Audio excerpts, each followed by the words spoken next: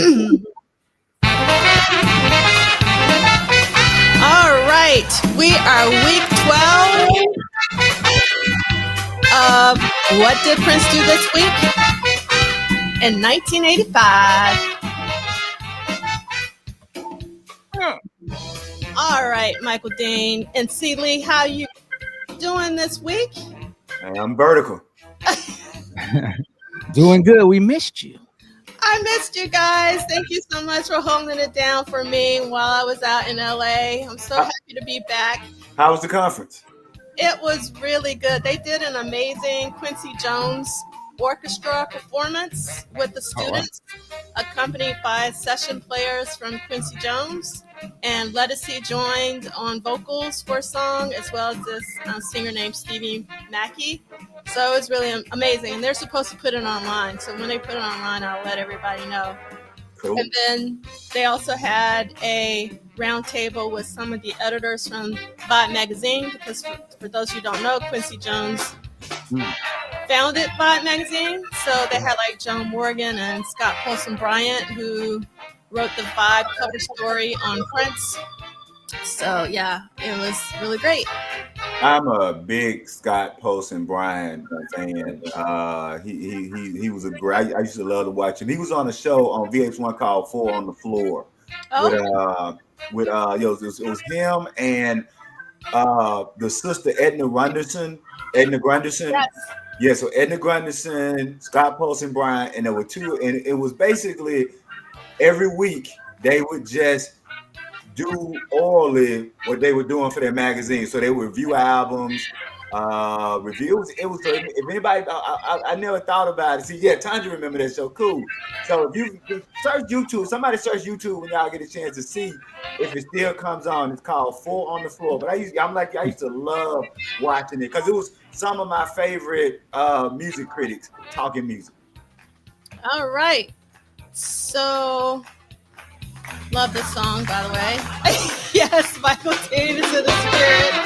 Man, they had to be jamming when they was making this. So, God damn. And what's crazy is that this is just Prince and Eric Leeds. Because I checked. I was like, is this like one of those Sheila Levi songs? No, it's just Prince and Eric Leeds. They come from church or something? Like, it's like I'm anointed right now. Let's go.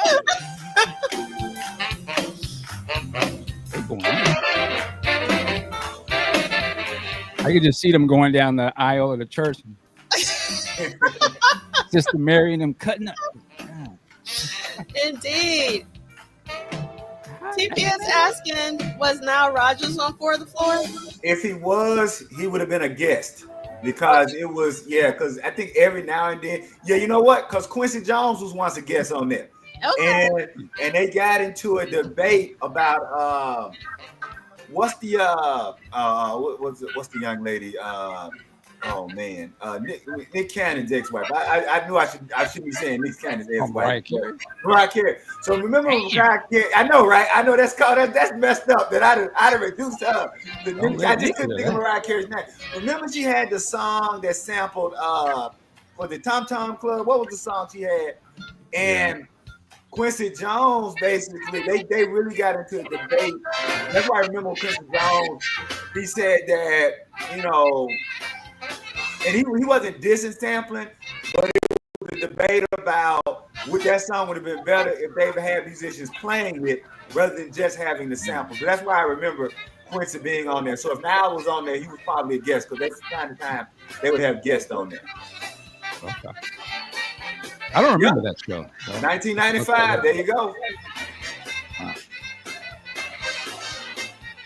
This is just getting higher and higher.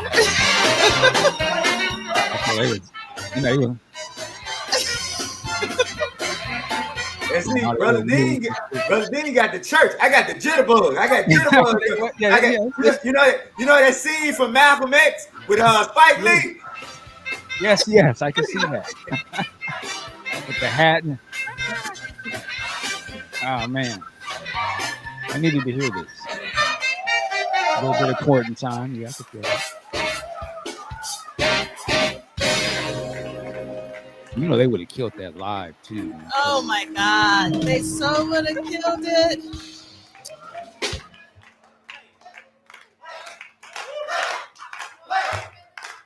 They was lit in the studio. Yeah. All right. So let's give Purple Cat Confetti a clue. Which number is this from Madhouse? What week are we? We are week 12 of What Did Prince Do This Week? Therefore, we are playing Madhouse. Yes. Church fan, please. I'm with you, Andy B. Somebody give Grandma a fan. There you go. My fan handy. How about you? Same era. And for bonus points, tell me where that's from. Tell me where somebody get Grandma a fan is from. For bonus points in the chat. That's a good question. Oh, you know what? I should have put that as one of my 15 lists. If you're a Prince fan or a Purple Rain fan, somebody get Grandma a fan. That should have been one of. I think that's a different levels in fandom for sure. If you know that one. And we gotta get a free Madhouse, please. Indeed. Oh, man. So I've instead of doing a quiz for my Prince course, I'm doing like a Family Feud where I got these buzzers and they have to answer questions. And the two questions that I thought was so funny, and I do hear myself still. I don't know why. I'm still echoing.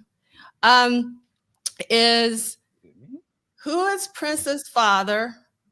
They were like Harry. They were coming up with all sorts of names. Yeah, except for John. I don't know where Harry came from. And then the other one was, what was Andre Simone's surname? And they could not. They were like, does it start with an R? They're like, no. And then it was just really, really funny. That's a deep question. What is Andre Simone? So I'm like, yeah. Look. I show you how trifling I was. Some of my best friends, they went to another school, and so like you go to another school to visit your friend, and they came to the school to visit me. And this old busybody teacher, they weren't doing anything, but the teacher came and ran them off. And from what I understand, when she ran my friends off, they had some choice words for her as they were leaving. So the principal called me into the office and asked me, I need the name of your friends. And the name I gave was Andre Anderson and Mark Brown. That's their name. So somewhere, Andre, if you're out there, somewhere a principal in Mississippi is looking for you to turn you into the truant office. Purple snitching. You putting other cases on other members. You got an outstanding warrant somewhere out in South. Andre Simone, don't touch down over there. Oh my God, that is the funniest thing I've heard in a long time. All right, let's get this party started. Did anybody get the question in your class about the Andre Simone? I'm just curious. Oh no. I mean, they got. I mean, I actually asked, who was. They got Andre Simone. So I asked, like, who was Prince's childhood best friend that he lived with, and they got Andre Simone. But then when I was like, well, what is Andre Simone's surname? That's deep. That's deep purple. It's Simone, ain't it? Right. It's ain't it? Really, actually, one of the students said that. Hey, I'm with him. I would give him half points. He get half points. It's Simone, ain't it? Yeah. I thought it was.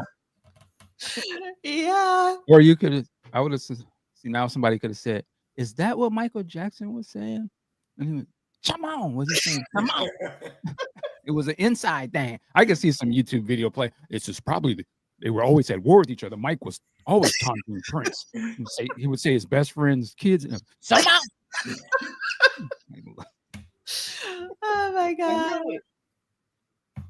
Okay, so I'm trying to figure out who I'm echoing off of somebody, but I can't figure out who yet. What did Prince do this week? We're going week to week, not day to day, and this is the detailed schedule. And I got to remember to say that we got our timekeeper in the chat. Thank you, Kim. And we also want to make sure that we say that Anna B was the first in the chat. All right. Hannah B. Good Thank job. All right. Okay. QR code, bit.ly code. You do not need I can't find my mouse.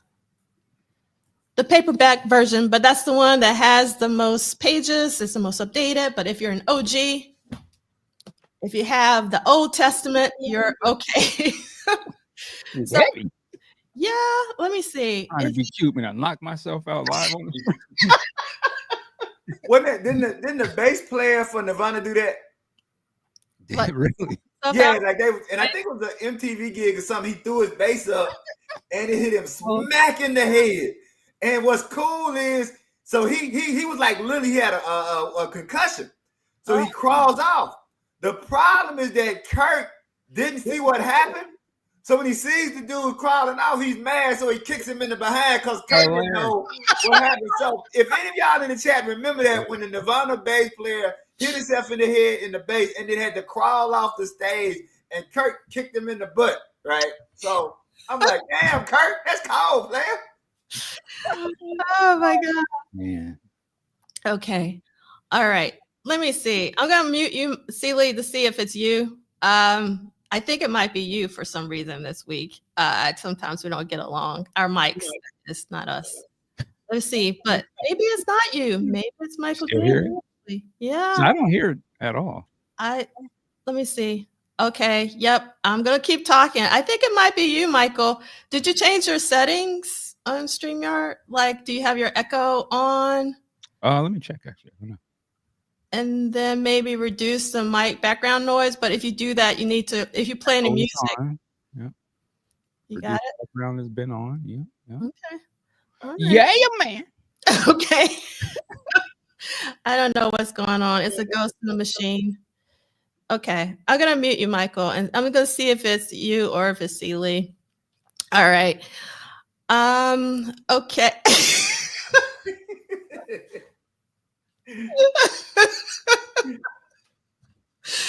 Oh my God. Okay, welcome Arlene. And actually, remembers that Celie, the Nirvana. And is that Arlene Oak? Are you Arlene Oak? Is that Dr. Oak? Is that Professor Oak? Arlene Oak? Is that Professor Oak? Arlene. We'll see. Yeah. Okay. So these will be archived at Polished Solid as well as at MDean. Please subscribe, like, and help spread the word. Why? One, we want people to read Duane's book. Two, we want people to know about Prince's work ethic. Three, we just want, the YouTube algorithms to pick this show up, hopefully, so that there are alternatives to what people can watch. And then we have the hashtag WDPDTW for What Did Prince Do This Week, as well as the email wdpdtw@gmail.com because we want you. We are wrapping up the Purple Rain tour. And yes, we know Arlene Oak is a professor, but we're just trying to figure out if that is the Arlene Oak or if there's another Arlene. Right. We make sure, if that's the same Arlene. And the only reason I'm asking is I had to do some research the other day, and it caused me to go back to the Prince from Minneapolis conference.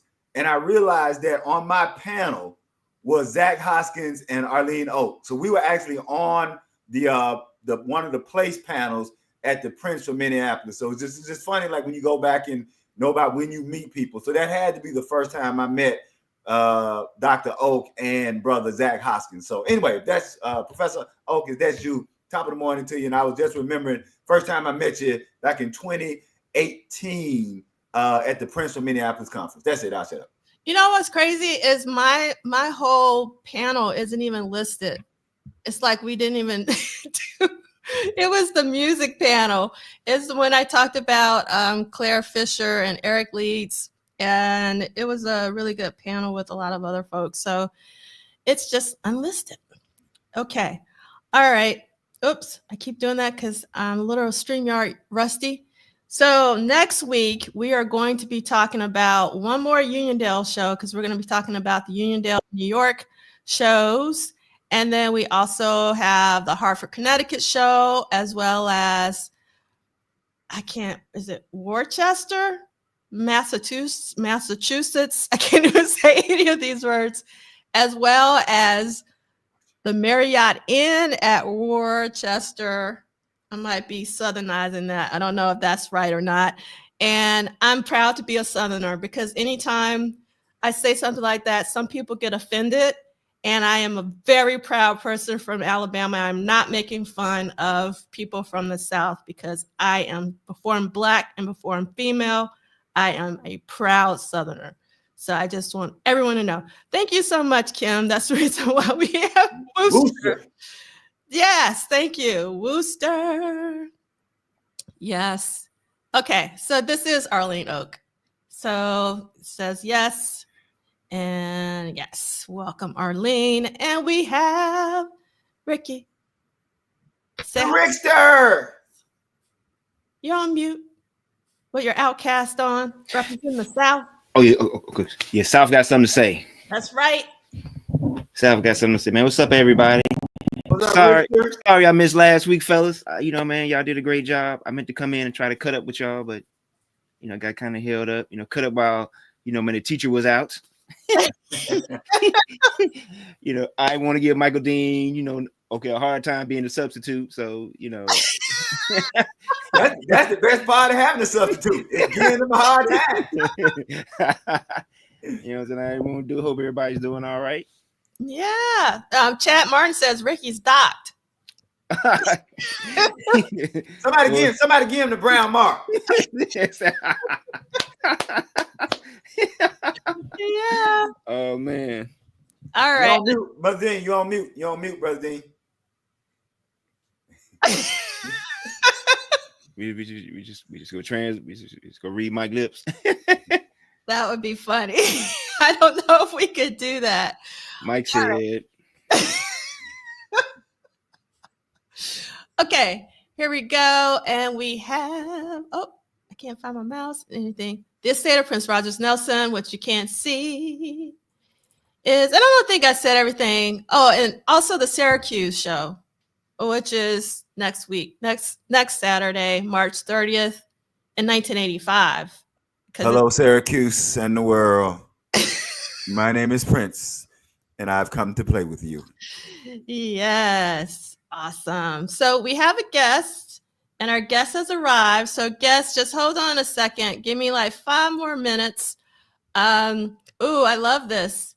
Michael Dean is so expressive. He could do the whole podcast on mute, and we'd still understand him. It'd be like that Garrett Morris bit from Saturday Night Live. Oh my God. Okay. Yeah. All right. So Tanja's saying, Ricky, I need that hoodie. All right. Okay. So this is an independent endeavor. That just means the State of Prince Rogers Nelson is not affiliated, associated, or connected with the What Did Prince Do This book club series. Community guidelines. We choose to be a community even when we disagree. And we played 12 at the top of the hour for week 12 of What Did Prince Do This week. And again, like I said earlier, I had to really, I was like, is this one of those Sheila Levi songs? And I went back, nope, that was Prince and Eric Lee's. And that just shows you how Prince can be his own band, because it really felt like a band was playing, at least for me. And Michael Dean is agreeing. That's right. All right. Oh, wow. Okay. So LTK is new to the Madhouse series. I'm loving these. I'm so happy that you're being indoctrinated into the world. The Madhouse is a really important Prince project, because it is Prince. You know, I'm going to go on a little rant and then I'll stop. I'll keep it really quickly. I don't understand why certain projects that Prince were affiliated with, and in this case, it was Prince, aren't being given the reverence that they deserve in terms of remastering or like 4K treatment of the Romance 1600 concert for the Love Bazaar performance alone, which is a really important Prince performance. And just for Prince's legacy and making sure that all of his works are properly restored, I think it's really important. Ooh, Christina says got Madhouse 16 this week. That's what I'm talking about. Oh, wow. I didn't realize that. You guys are really warming my heart. So Chris Bournet is saying, I only listened to the Madhouse albums all the way through recently, thanks to WDPDTW. And it's important that you listen to Madhouse because it's Prince. It's Prince and essentially Eric Leeds. On 16, there's more players, but on 8, it's definitely just Prince and Eric Leeds. Yes. All right. You know, I like to think of it as it's really the only Prince album series that is just Prince and another band member. Mm. You know, I mean, you got to think he's that like Eric Lee's is, you know, such an essential thing to whatever the vision he has that, yo, I'm going to do 3 albums plus with me essentially and this dude, you know, a duet sort of series. If you know, think of it the same way you think of the Time or early stuff, you know, essentially is Prince and Morris. Of course, they bring other people in, but, you know, sort of is rooted from these two, this vision of these kind of guys together doing music and then adding elements to it. So Madhouse is just another level of that, but on a different style of music, but still, you know, still Prince. So yeah.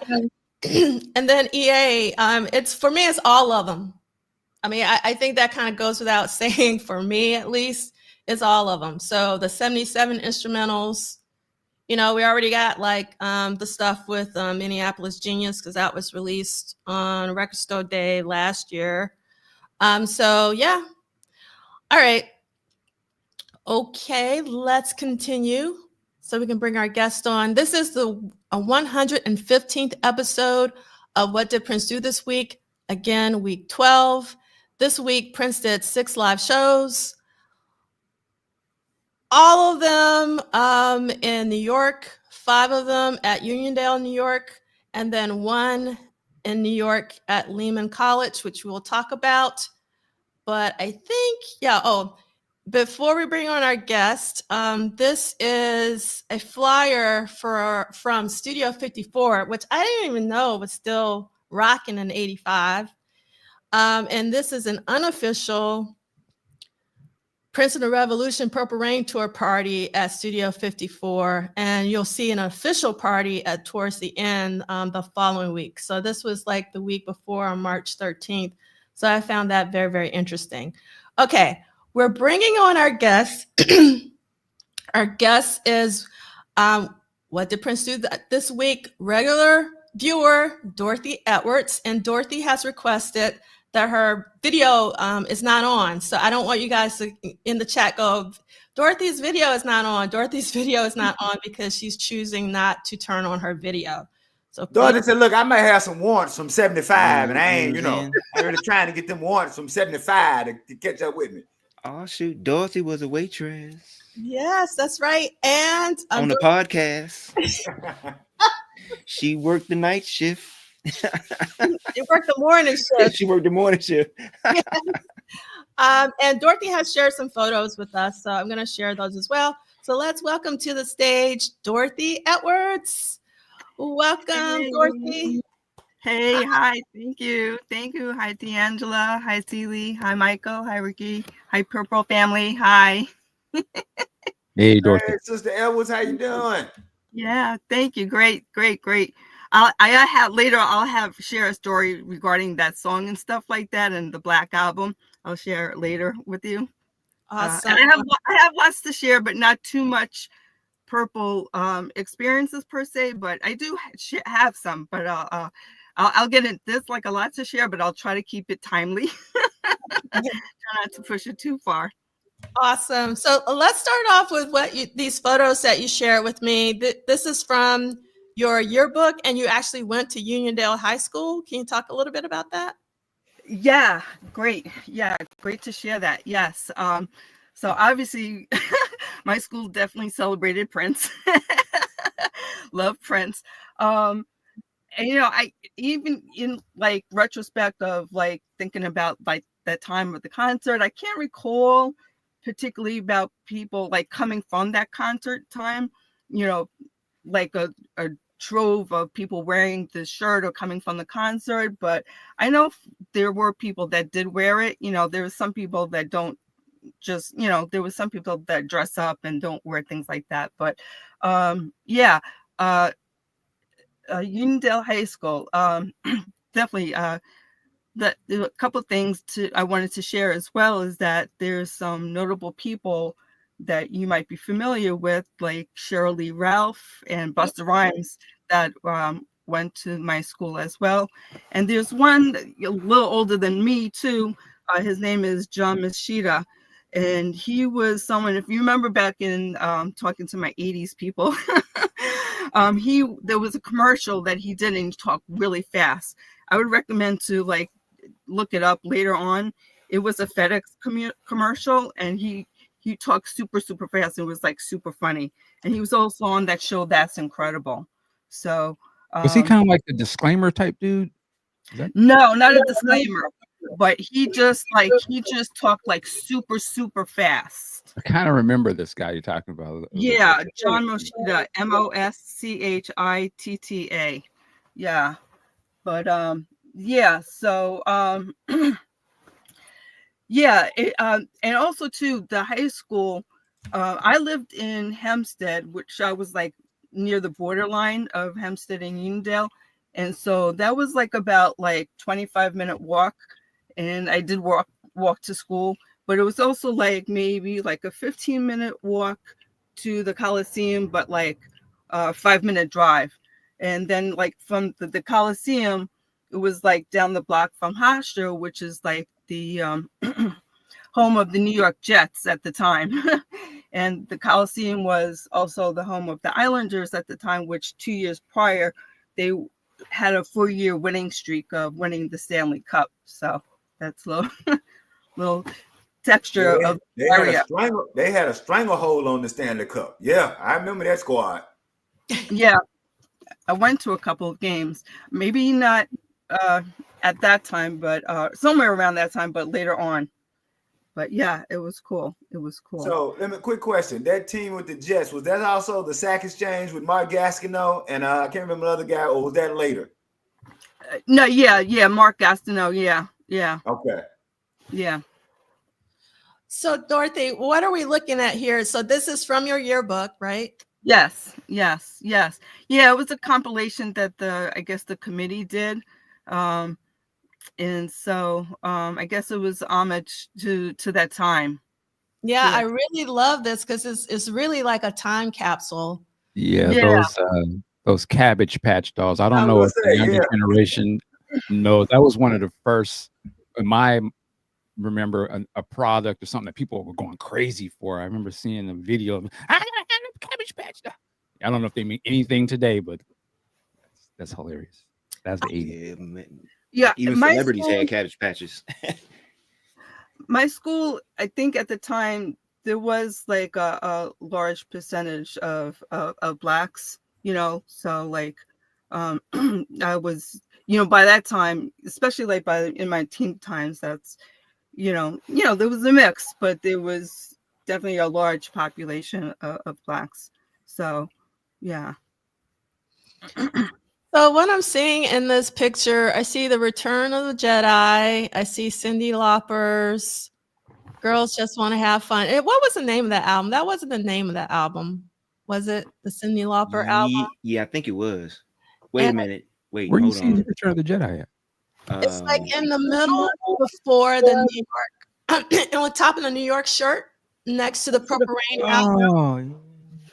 Well, you got some good eyes, D'Angela. Yeah. Boy, you got some strong peepers. Yeah. I'm gonna leave that to y'all. And you see the Thriller record, right? Up in the top right corner. And then Jackson's down there. And there's like a 20th Newsday Marching Band Festival, or 20th or 29th. I can't remember.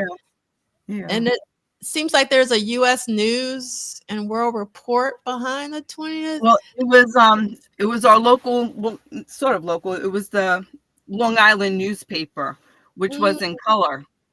Oh, wow. Newsday. Yeah. believe it was the first of its kind, because before that, normally newspapers are black and white, and this was the first one that was all in color. It had color pictures and color fonts and background and stuff like that. Yeah. Yeah, and I see a Garfield, I think, to the right, kind of gremlin. Are those Jordache jeans? Yeah, that was big. I remember that. Yeah, those are Jordache jeans. Wait a minute. I'm gonna have to see, because y'all my eyes is see.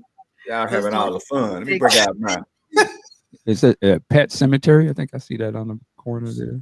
See what yeah, Pet Cemetery. Oh, okay, now I see Garfield. There you go. All right. Yeah, I love this photo. Dorothy, did you graduate this year at 85? Yes, I did. So proudly, I was of age. I was of age Prince music. So is that Jackson? Is that the that live was my Jackson graduating year. That was my graduating year, was 85. Oh. Andre is asking, what is the dark figure by the Thriller LP? Okay, let me see.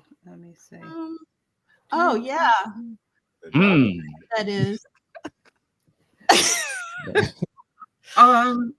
It could have been something from the school, because our logo, our mascot is the Knights, the Uniondale Knights. So our colors were black and gold. Our colors are black and gold. Okay. So it could have been like a sports jacket. Mm-hmm. There's also looks like almost like a potato head or something to the left of the Thriller. It's like so there's two dolls next to the Thriller. The one that Andre's asking about, which looks like it's black with orange eyes, and then there's one that looks more like a potato head with shades. It's really interesting. I love this photo. Thank you so much for sharing it. It's such a time capsule of 85. Yeah. You did send me another one with a little more Gremlin! up. Yeah. And I love the pink belt. it's very 80s pink. Yeah. Well, we loved our soda water back then, didn't we? Like, yeah. We did. She got Gizmo in it. Don't get no water on the gremlins. Now, Dorothy, is this your personal collection of stuff, or is this just a school? Well, no, that was in the yearbook. Yeah, that was in the yearbook. Yeah. Rolling Stones. Mm-hmm. What is that paper behind the 7 Up can? Do you remember what that is? I don't know. College application.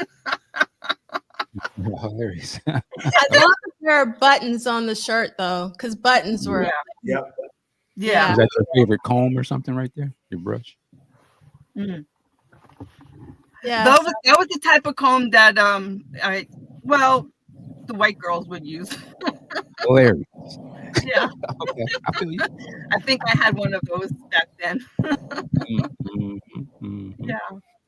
Yes. So talk to us about the Uniondale show. Do you remember what night and who did you go with? Do you remember going? Do you remember like going into the venue? Talk to us about that. Yes. Well, I first have to say, and excuse me for how this sounds, but it might be sad, it might be funny, but that's what people do for money. Hilarious. Do for okay, you're all right. You're all right. Yes, you know what I'm talking about. Hey. Okay. Like that divine sounds in 84. See, Lee is hyped. Yes. I would never get that memory out of my head. I say that for a reason, because that's part of my Prince story about going to the concert, and it's not what people do for money, but what I do with my money to get the Prince tickets. So just to, a little background too, is that, when I first started listening to Prince, I first started hearing him, on the radio. So I knew him, before like Purple Rain, I knew him like with the 1999 album, but mostly like the first song I believe was Delirious, and later, of course, 1999 and stuff like that. And to me, with Delirious, I just loved it because I loved the song, I loved the music. And me, was a dancer, I like to dance. So anything with the letter D in it, I'm just like zoned in it, and so like it didn't, you hear later on, you hear the lyrics, but like sometimes with those specific lyrics, where it gets a little funky, it didn't really like register. I know you've mentioned things like that too, D'Angela, that, when you're younger, you don't sort of contextualize what the lyrics are saying. You just, bypass it. Sometimes you don't even realize, there's so many people that don't really understand the words. They hear a different word, Yes. Even like back in the 79 with the Studio 54 album, like Push in the Bush. You don't even realize, because I used to love that song, and that was like my first album that I ever had. So it's like, I was like, oh yeah, I used to like blast it and everything, but it was like, it's the music that gets you, but anyway, and yeah, there's like also, I wanted to also add that like at that time when I first started listening to him, like I didn't realize later on how much an impact he was going to have on my life, and how much I was later going to learn. And a little tidbit, there's a few little tidbits, especially later on, like back in my later teen, was that I don't know how we got to know things, because of course back then we didn't have internet, but at some point, I guess in either a magazine or interview or something, found out that his birthday was June 7th, which happens to be the same birthday as my mother, who was a twin as well. Oh, wow. So yes. So I have a lot of similarities, like parallel, connecting me to Prince.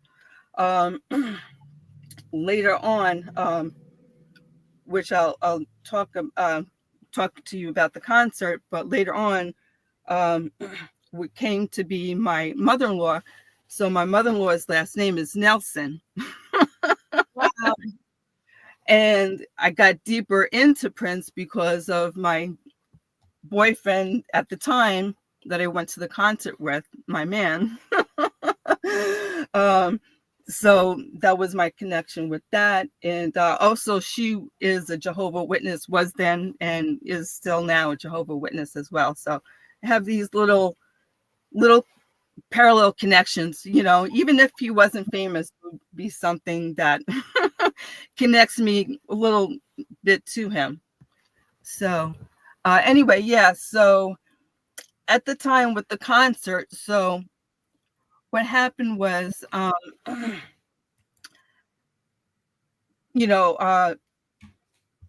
actually, also too, real quickly, I wanted to tell the story. When his album came out, Purple Rain, and so, would listen to it. I had the tape, and there was times that I just needed to get out the house and have my own private time. So Purple, When Doves Cry was my favorite song on the tape on his album. So I used to go to this, like, it was like a fenced in lot, which was the Catholic school, and it was fenced in. So I would dance just to get some aggression and things like that, and just to dance my butt off. Later on, at some point, and as I was doing this, like from time to time, because sometimes you need to step out and get crazy, right? So I had found out that Eddie Murphy, the agent, and the agent was supposedly across the street from this lot that I used to dance from. So I used to like think, oh, are they over there looking at me? even though I wasn't being performative, but I was like, and it never really got to like verify if Eddie Murphy did belong to that agent. So of course I'm not going to call up and say, oh, you Eddie Murphy's agent, but there was an agency there, and it was right next to a pizza place that my family and I would like, frequent, partition. So anyway, to my Prince concert story.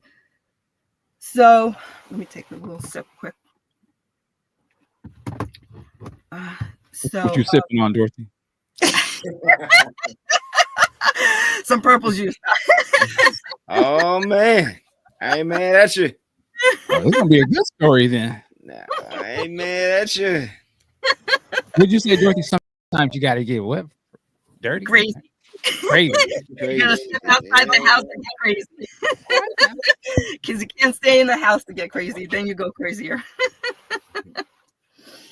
So the thing is, at that time, unbeknownst to me, and as life has it, unfortunately, as I mentioned, there's going to be some seriousness with this, but retrospect, it's all good now, more or less. But at the time that I was dating, seeing my friend, my boyfriend, but he was older than me, and of other things as well. And of course, my mother objected, and like out of nowhere started a fight with me. So I ended up running to my future mother-in-law's house, which was several blocks away from me. And at that point, thereafter, I ended up moving in with my father, who lived in, at the time, in Holtzville. It's in like Suffolk County. So Long Island is divided between Nassau and Suffolk, for anyone that's not familiar with Long Island. So, and that was like back in February of that year. It was like, I think, it was February. It was because my birthday's in January, so it was probably in February. And so I don't know how I got to learn about Prince's concert. It was either through MTV or maybe the Newsday or something like that.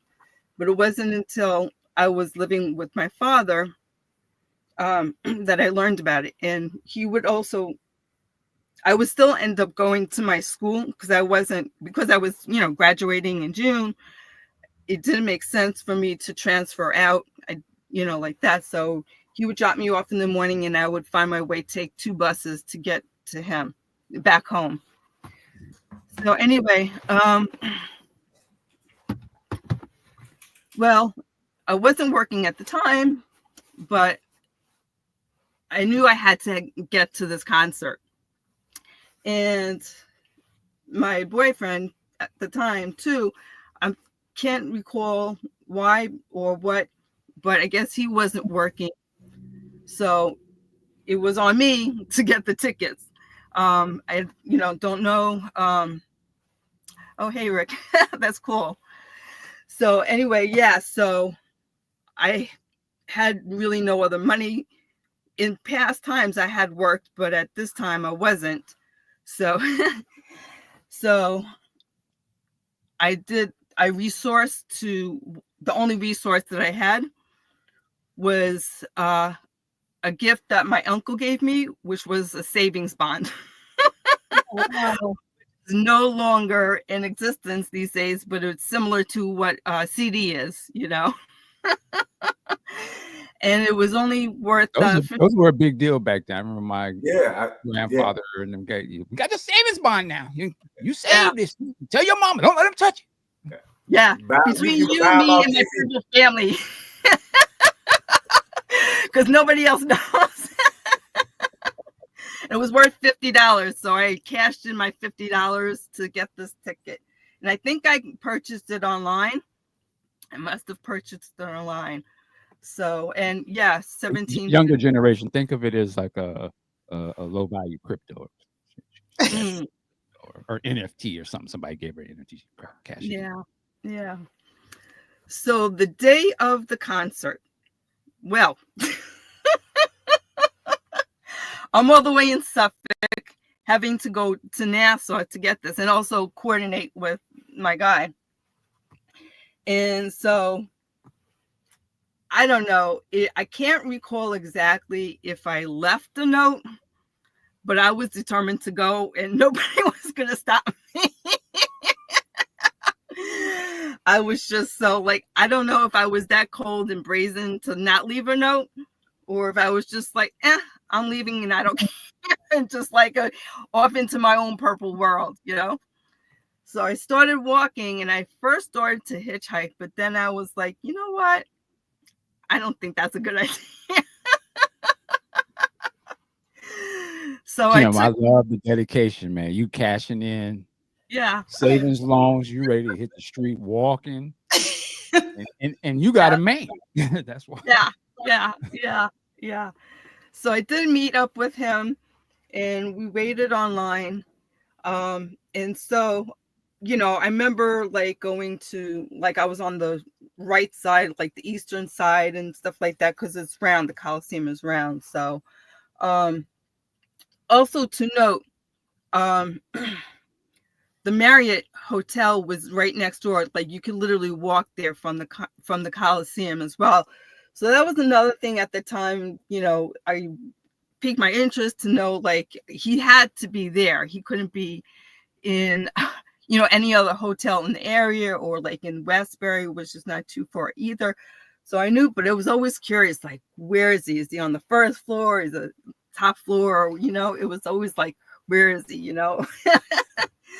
So anyway, yeah, so I remember the line was long, you know, we had to go around and then we got in and then waiting to get the ticket. I remember getting the ticket. So there's like certain things I do remember, but not like so much. But then when we did get in, we were like in the mezzanine, me and my guy.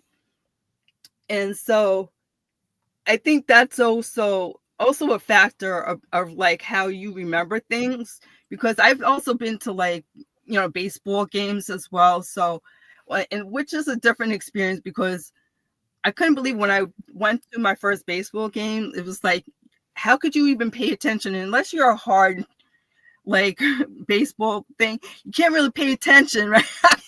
There you go. I mean, I like baseball too. I would watch it when I was younger, but when you're in the same, like there's so much going on, you know? But also, so when it comes to the concert, if you're up front, then you get to have more focus and presence of the stage than you do, you know, of you know, the show, you know, if you're like above, like where I was. And so I'll just say I do remember points of seeing Sheila and the whole thing, how everyone's expressed or shared their experience of, you know, with her drumsticks and everything.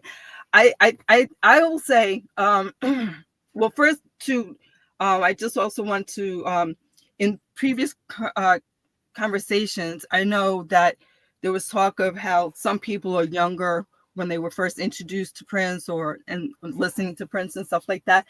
And also too, like I don't recall seeing anybody out of the ordinary or just like anyone younger, or like I don't even recall seeing people that I knew from school or who I would think would be from my school. I might have seen maybe somebody, but I can't, because if I did, I think I would remember or remember better. But I'm just saying, like, yeah, and also like also going into, there was like, you know, there was a lot of people that bought like the shirts and stuff like that.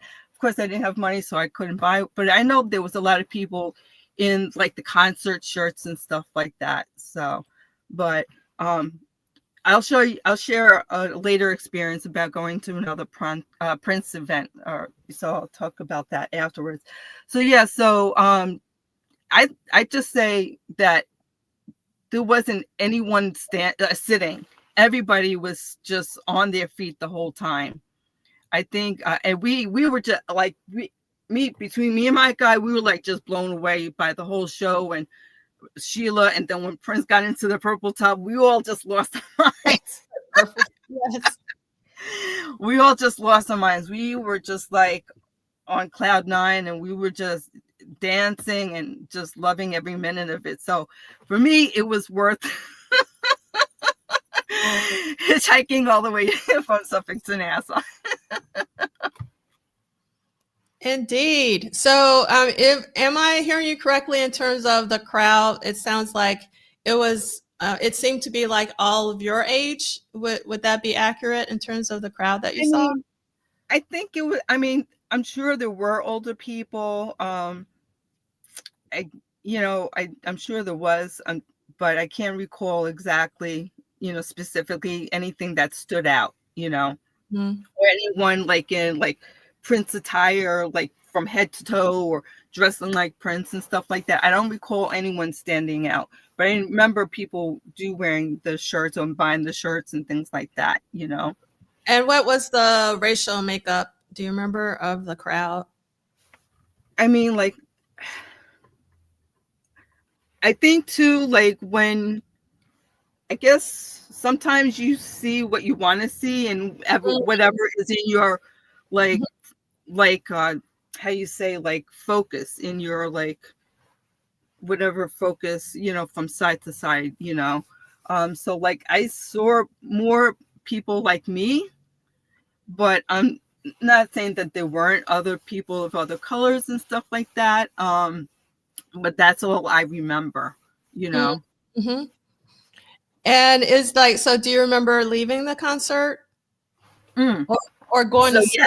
I mean, yeah, and after all the encores and stuff like that, I think it was somewhere around 11 o'clock when it like finally ended, somewhere around there, 11 or a little after 11.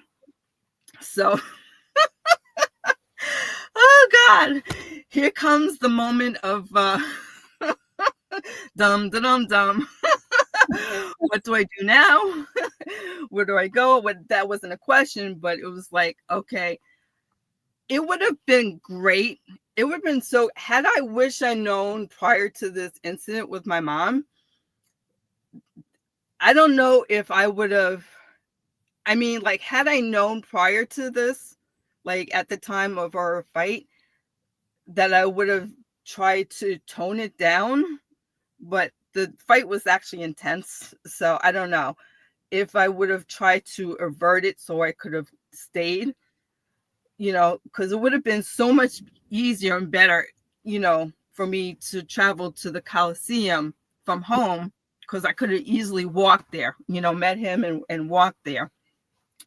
So, and it would have been great too, even afterwards, like to just go home, even at that point. But that wasn't even a question. I was still not backing down. I was still not backing down on someone like that. When I firmly believe on something or stand on something like that. So I had to call. Am I missing something? Or? Huh? You said something about a fight. I don't know what. Yeah, I had a incident with my mother. Oh, my bad. Okay, sorry. Prior to that, like in February. So like I had to live with my father. So anyway, I had to make this shameless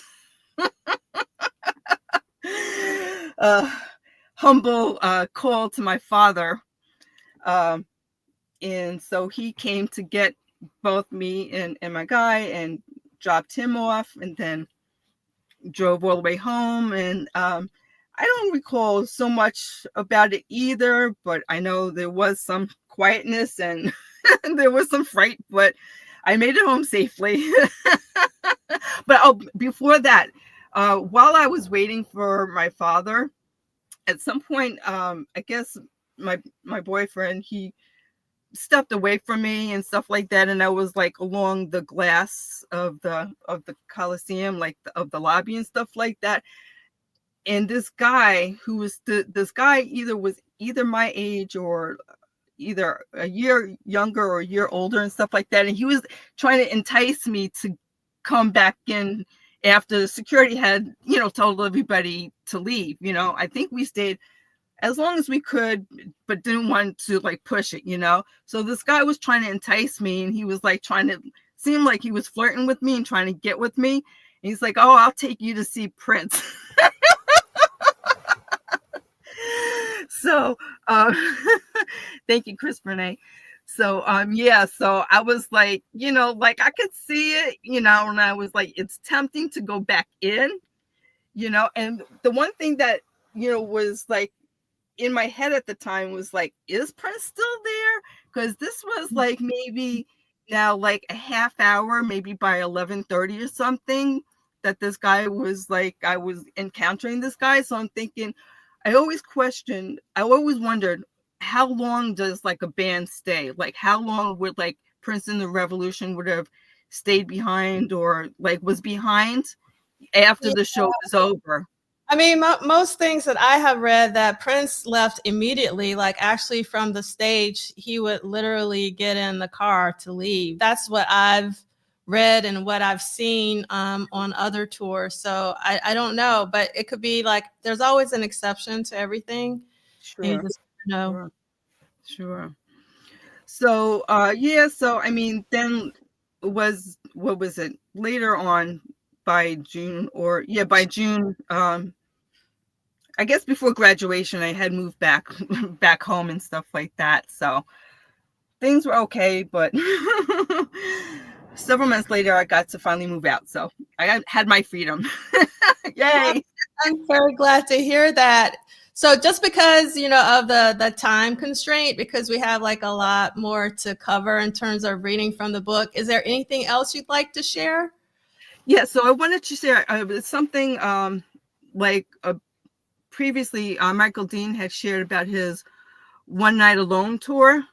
Mm-hmm. So I had, I believe Prince had came to New York, and I think he, it wasn't a concert, but it might have been like I don't know if it was an after party show or just like an impromptu like thing. And I managed to get tickets. Now that was my experience where I got to go online at Tower Records. Mm-hmm. And so for the first time I got to like encounter like Prince fans and things like that. I remember a group in front of me. So like I was still like, I guess shy, and I didn't want to interrupt the group because they were, they all had radios and they were singing and stuff like that. So it was cool that you got to at least be in, like you were in a group of people that were going to see Prince. So when I went to, so I have to say it's probably that tour, that tour that he was doing, that album and stuff like that. So I remember getting there late. We got there late, and I remember just like stepping in, and it was like as if like Paisley Park had this like nightclub scene or something. Like it was dark, but it was nice, but I couldn't believe it after walking in. And I don't know the name of the place. I never remembered what the name of it. It wasn't someplace I was familiar with. And I just remember saying I was so close to seeing Prince on stage. Like it was like ground level. I was like within feet of him. So I was like in awe. And I just like, we ended up like, I was with another guy at the time. So we just like went and we were just standing. It was more or less, there was a few like tables, but it was nothing but like groove and just like a great experience. And I just, so yeah, so I just wanted to share that. And one real quick thing too, regarding, Prince's song, Dorothy Parker. So back when the bootleg started coming out, like, what was that? I think it was like in 86. 85, 86, something like that. I think 86, because I was working at the Roosevelt Field Mall at the Houlihan's restaurant, if anybody knows Houlihan's restaurant. So anyway, I was actually a cook. That was my initial career, was a cook. and this guy who was a waiter was also in a rock band, and he handed me a copy of the Black album. And he would come by and sing that song to me. And I thought he was so cute. And like, I wasn't much into rock so much, but I just thought, like, I never heard his music, but I was like, I thought he was just so cute. But a funny thing too, though, because with that song, Dorothy was a waitress. Years later, I became a waitress, and I was a waitress longer than I was a cook. So, so Well, that's yes.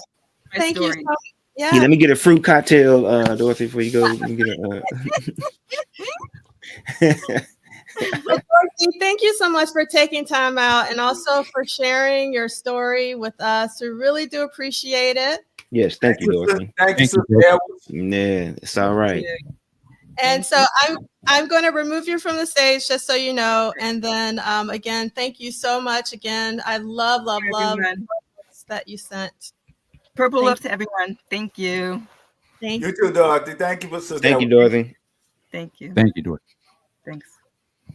Dorothy Edwards was cool. I love it. All right. So we have a lot to cover in terms of the Uniondale shows. So who's doing the first reading for Sunday, March 17th? It's not that long. All these readings aren't very long. Well, since I came in late, I'll go. Okay, no, Steely, brother. You know, I concede to you. You know what I'm saying? You know. No, go ahead. You said Sunday, March the what? I gotta find the page first. March the 18th? 17th? Yep. All right, now I got the OG manual. It's okay. I'll let you know if anything's wrong. Nassau Coliseum, Uniondale, New York. 16,700 sold out. Tonight was the first of 7 shows in New York. Once again, the reviews were positive, with Newsday calling it exhilarating and comparing Prince to James Brown, Jackie Wilson, and Jimi Hendrix. The critic also spotlighted Wendy's performance as muscular, passionate, and soaring. Then it goes to Monday, March 18th, 1985. Oh. Yeah, and we're not reading that yet. So what I find interesting about that comment is I don't know why they describe Wendy as muscular, but I appreciate the passionate and the soaring. And if you've been listening to the accompanying playlist and listening to the Purple Rain shows, Wendy's playing is getting better and better over the course of the tour. I don't know if you're noticing that. See, you yourself, did you want to say something? I would just say, and I know some other people said, how can I say this delicately? I get why they would say that, because Wendy was often paired with Lisa, and I think the word that I don't think they were using the word then, but Wendy was kind of like Butch, if that's the term. I don't know if we can still use that term today. But I think that, so I know for a lot of people who didn't get that, but she was always kind of much more stern. Because remember, think about the When Doves Cry poster, and she's got her arm around Lisa.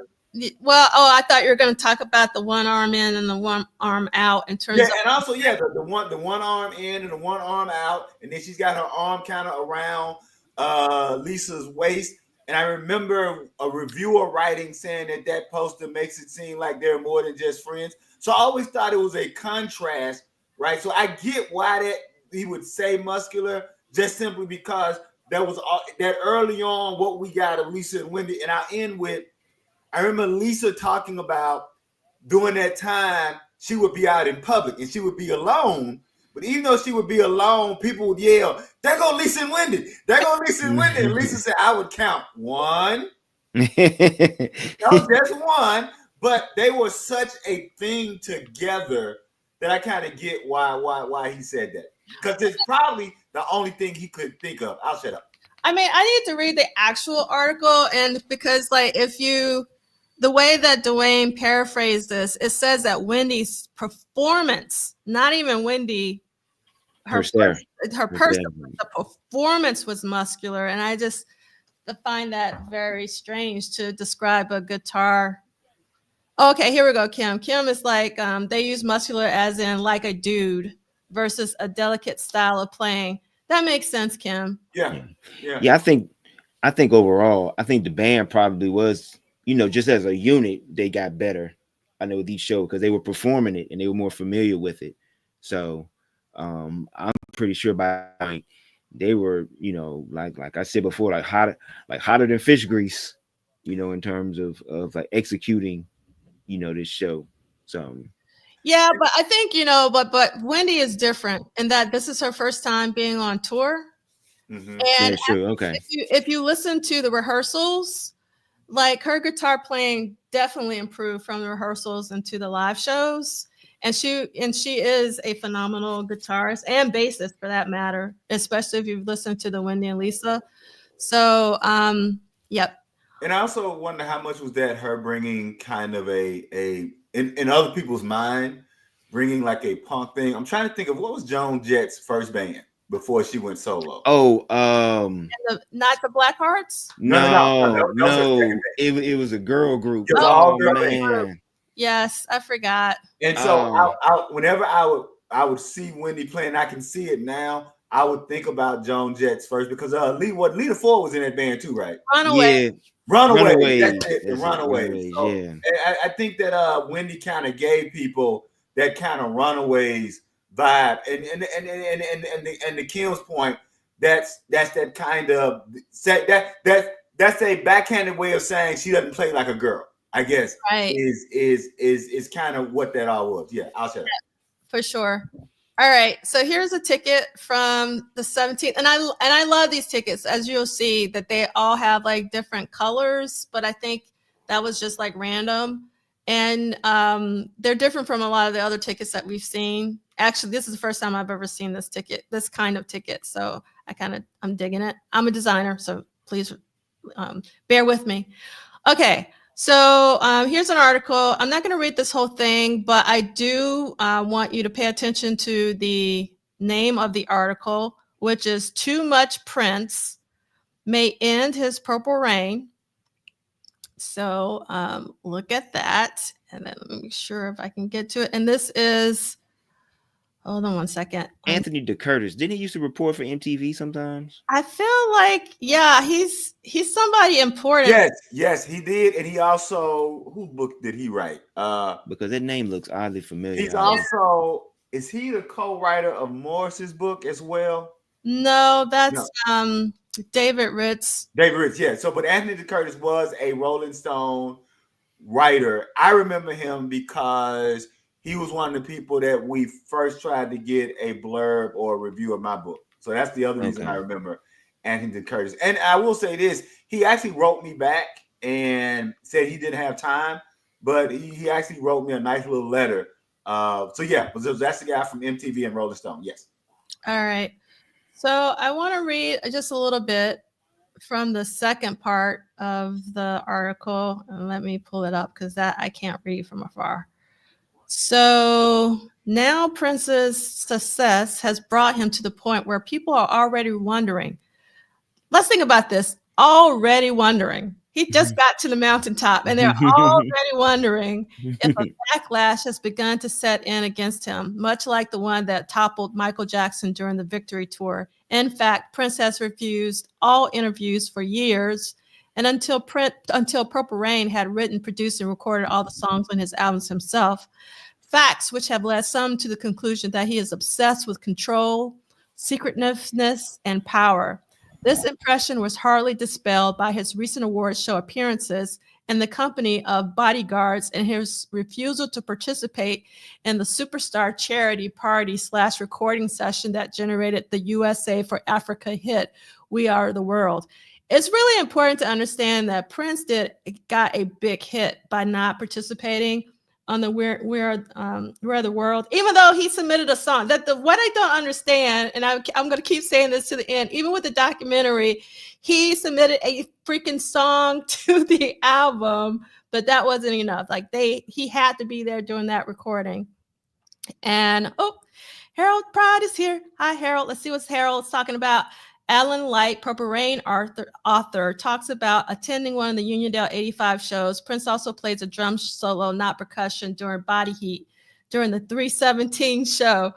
You know what I find very interesting about Body Heat was I knew that Prince was rehearsing that song, but once I started listening to these Purple Rain shows again, I didn't realize that he actually performed Body Heat during the proper show, which I find weird.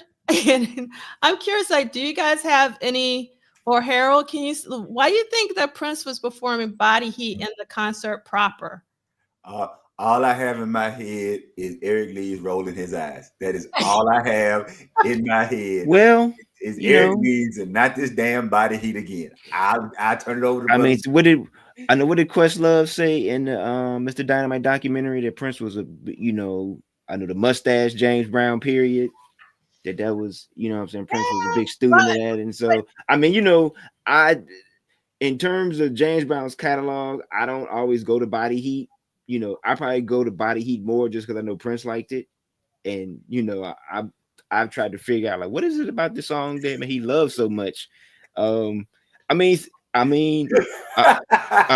it does groove, you know what I mean? But I prefer talking loud, saying nothing. But he just loved Body Heat, I take it as if somebody was an artist that was really into Prince, but they was really only into the later Prince, and they performed like something from 3121 or something, like the mass majority of people will probably be like, why are you playing? I don't know that song. Yeah. Yeah. That's how I see that. Like, Prince is probably that much of a fan. Like, no, I love all the James stuff. I don't care what era it's at. Let's jam on musicology. But the thing is, I mean, up until this point, did he play a cover during the tour? Oh, that's the point I'm trying to make. Outside of Yankee Doodle Dandy. Right, there you go. Other than that damn Yankee Doodle Dandy, that's the only cover. Yeah, where's the outrage for that one? Yeah, so I'm actually with Modern Air on this one. I love Body Heat, the full complete version. And it seems like Man Ray 10 also loves Body Heat. So, but I'm not talking about Body Heat, the song. Like, I know that he loved Body Heat. I know that they performed it a lot in the rehearsals, but I was curious, like, not only does he perform it in one Purple Rain, because I thought, like, is he trying to tell them that they're not funky enough? Like, they're not doing what they need to be doing on stage. And I thought it was just this one night, but he's played it multiple times on tour. And I just don't understand, like, up until this point, he hadn't done any covers during his proper set. Obviously he did a lot of covers during the after shows and things of that nature. But why was he playing a James Brown song in his proper set and not the rehearsal? That's what I'm trying to get to. Probably just a good tune that the band can like, ride the groove on and, maybe get warmed up or maybe. But but they always played it towards the end of the concert. We're already warmed up. Yeah, that is true. Just something about, okay, let me get finished with this. All right, so facts. So, okay, we already predicted that blah, blah, blah, blah, blah. Okay, an even more likely reason for a backlash would be the discovery by Prince's more conservative fans that he is far more subversive figure than they had ever imagined. Even as Prince's albums since Dirty Mind have become increasingly less provocative, a tune like Darling Nikki on Purple Rain has often been cited by supporters of the PTA's call for a voluntary rating system for albums similar to the one for movies. However, with Purple Rain's lingering popularity, growing public awareness that Prince has made important financial contributions to educational organizations, an ongoing tour, and a new, and by insider accounts, highly commercial album coming out shortly. I don't know where that insider got that information about it being highly commercial, because we're talking about Around the World in a Day. It's unlikely that the appeal of Prince Roger Nelson, they're missing that S, all three names are real, will significantly decline anytime soon. By all accounts, the shows are extraordinary, complete with eye-catching sets, props, costume changes, video screens, smoke effects, guest appearances, a light show, and a sound system of devastating power. If things proceed tonight as they have in other towns touched by the royal visit, Prince will purr, "Hello, I'm Prince, and I've come to play with you." To introduce the rock sparkling opener, Let's Go Crazy, and at the Bacchanalian close, Prince and Sheila E. will declare that New York has been transformed into erotic city, Prince's promised land. I do like declaring New York as erotic city and the promised land bit. Okay. So next up, oops, is, can someone read Monday, March 18th? All right, I will do that one. Get it out of the way. Venue, Nassau Veterans Memorial Coliseum, Uniondale, New York. Capacity 16,700, sold out. This is a quote from Cubby, Robert Cubby Colby. You finish the lead-in day, do a show that night, and the next day he'd be thinking, well, my gear is already set up at the Nassau Coliseum. I used to often call it the fire drill. If the phone rang before noon, he wanted everybody down at the gig by 2, so he could record, rehearse lighting cues. Don't forget, he was recording every show on a VHS tape, audio, and lighting. He'd go in, house lights would be off, and the band would be on stage, and they'd be performing. He'd be out there calling light cues, and they'd be touching up lighting stuff. That was the only time to be able to do that. Sometimes, same thing with the band parts and listening to the mix. Then, when he got tired of doing that, he came up on the stage and jammed, and we'd finish up by 5. That was all by Robert Colby. After the show, Prince and everyone had a day off. It was unclear if any recording took place, although it is possible that additional work was done on Rough. And I don't want to stop for the family. All right. Can I make a brief comment? Not enough gets said about Prince's lighting show. Because that's like, most people like when they do gigs, they only show up right for the sound check and then maybe go back and rest. Like, they were there working out light cues, and it showed because his light cues were always like on point. And I think that was a major, small major difference. Like when you see a Prince show compared to other people's shows, because his lights always seem to like they had it down packed. So whatever they did, however the routine was, they really made sure that they worked for every tour. And I mean, and it's like he had them jokers as tight as the band. Like that was just phenomenal. Yep, and I'm sure. Yeah, actually, we're gonna read about that in the next. Yes, Leroy Bennett was the man. And that also, reading that passage made me think about the omnibus, the BBC omnibus, when Prince is in the stand. I mean, is in the audience. Mm-hmm. The band is running through it, and he's giving. And what I love most about that, and not negative, I love most about it. I think Prince makes a joke of Kat's shoes, and Kat is not here for it that day. Like, she is literally this is when this is work. I'm tired. Make these damn changes so I can go get some rest before the night. And again, I liked it not in a negative way, but in a human way, right? We forget, right? These are human beings.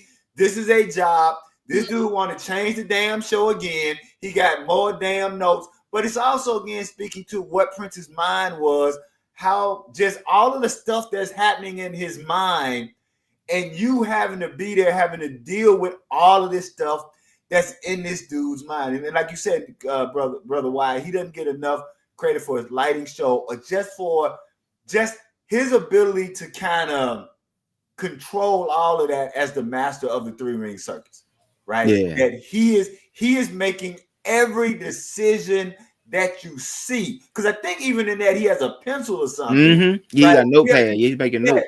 So he's making his notation. So all right, I shut up. All right. So here's another article called Fans of Prince and the Poppers from Daily News, New York. And it is by David Hinckley and Robert Gertie with Alton Slagle. There's a lot of folks writing this article. Okay, the crowd, mostly young and female, was remarkably calm until the music started. Then the roar approached the volume of the sound system. which was said about halfway between a week of deafness and long-term brain damage. I just wanted to read. I wanted to read this just for that alone. Thought that was hilarious, but not at the same time, because I'm quite sure some people had some hearing issues, because I know I have after going to a show. Only the scalpers were mad. No one's buying, said one who identified himself only as Steve. He said he had worked other concerts. Bruce Springsteen, Michael Jackson, and the Prince show in Nassau was the worst. I have 20 tickets, complained Scalper Tony. But when you can walk in and get 18th row on the floor, you know you're not going to do well. So the scalpers were mad. All right. And this is another article about the scalpers. I'll read some of it. And so it says the 15,000 seat Coliseum was nearly full, but some tickets were available up until the 8 p.m. curtain time. Purple was the color of the night as the orderly crowd filed in wearing, at Prince's request, an assortment of purple scarves, skirts, shirts, and bandanas. Some carried purple carnations in commemoration of the popular musician's Purple Rain tour, an offshoot of his movie Purple Rain. He's so cute, gushed fan Stacy Woods, 16. He's so talented. He can sing. Oh, God, he's gorgeous. And Crystal Rollins, also 16, of White Plains, put it simply, the Prince is king. Comparisons to Michael Jackson were inevitable, and Valerie Ewell of the Bronx noted, at this moment, Prince is bigger, and in her opinion, a better musician. Only the scalpers were mad. And let's see, we heard from Tony. The one man was doing a steady business, however. Tom Crawford, 31, of Center Reach, Long Island, was selling purple carnations for $2 each. Prince throws flowers to the crowd, he reasoned, and I figured people would want to throw something back. So the scalpers were mad, but Tom Crawford was selling those carnations and he was doing really good business. So I thought this was a really interesting article to learn about. So I got a question. Mm-hmm. And this is me going back to going to shows ever since I was a child and going to other shows. I was always, I guess perplexed is not the word. I always found it interesting, the space that scalpers occupied and the relationship that people had with scalpers. And I'll give it the example is, like, my wife calls me the ultimate nerd, because I won't ever get anything from scalpers. And my wife has both gotten tickets from scalpers and have scalped tickets. Like, my wife, like, you know, a lot of times we'll have an extra ticket, right? Even for like a Jackson State football game, something, we'll have an extra ticket. And she ain't got no problem, like, in the parking lot. Like, you know, let's say the game day ticket is $35. She's like, hey, I got a $25 ticket right here. And she, and even though I know I'm a grown man, but I'm like, I don't know if you should be selling that ticket out here in the parking lot.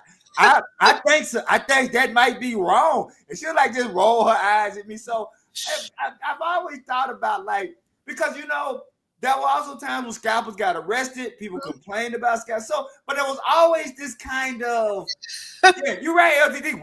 Us gonna get caught. Yeah, your wife's the real one. She's like, stop being a little punk. Yep, that's how you think. Yeah, she gangster with it. Don't be paying no attention to this little chump I'm with. Oh my God. Why'd you have to do it with, I don't know, well, master don't want to sell it. I was messing with you. No, that's how I feel, man. Oh my God. Okay. I want to read a little bit from this one, Sexy Prince for the Dearly Beloved by Wayne Robbins. And there were still remembrances of a dirty mouth and dirty mind in the new show, which was nevertheless less salacious than those in years past. In command of a mass audience rather than a cult, Prince knows better than to go over the line between titillation and tastelessness. I think this is a really important line in here, because up until Purple Rain, and I guess a little bit of 1999, Prince was really a cult artist and not a mainstream artist. Mm-hmm. And they go on to write, I know I said I'd be good, but they dig it when I'm bad. That's Prince. He said at one point, turning over responsibility for the show's content to his audience. The show's most extreme moment came near the end, at which time Prince climbed some stairs on the stage with the deliberation, fear, and awe of Moses approaching the burning bush. I had to read this. I don't understand, but it's kind of funny and not at the same time. His destination, a giant purple tub.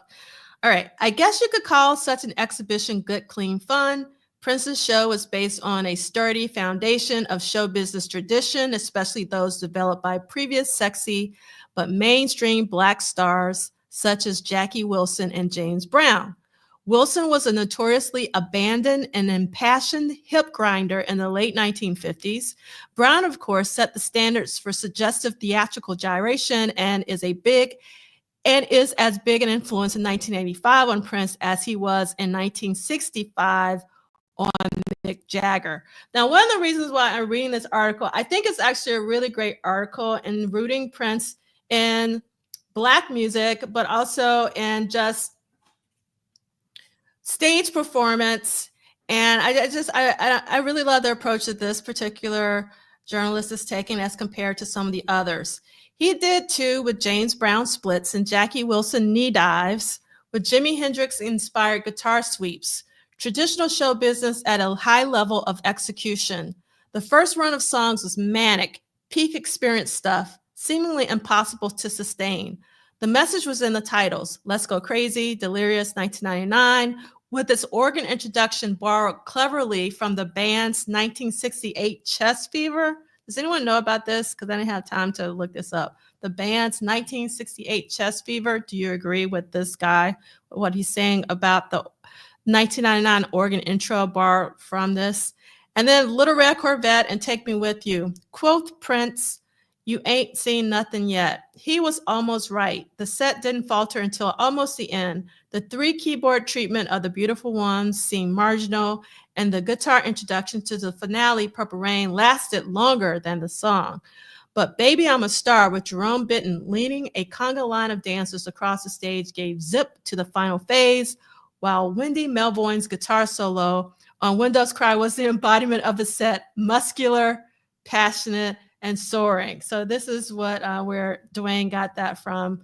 So Wayne Robbins said that, and ends with Wendy Melvoin's guitar solo, which I thought was interesting, the way to end the article. Okay, next up is about the Lehman College show. Does anybody want to read? I think it's Wednesday, March 20th. And there's 2 of them, and it's Lehman College is the one I want you to read. So the first, March 20th. I can read it. Thank you.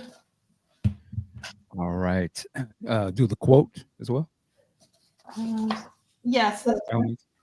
All right. And so in Lehman College Center for the Performing Arts, New York, big city of dreams. Capacity 2,300.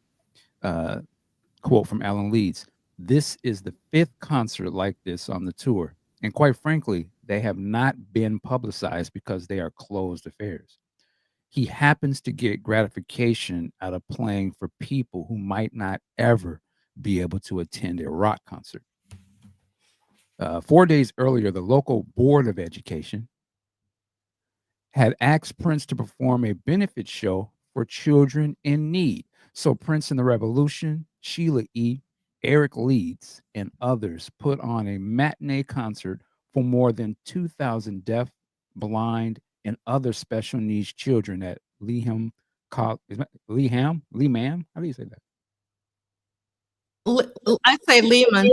Lehman. Okay, got it. At Lehman College's Center for the Performing Arts in the Bronx.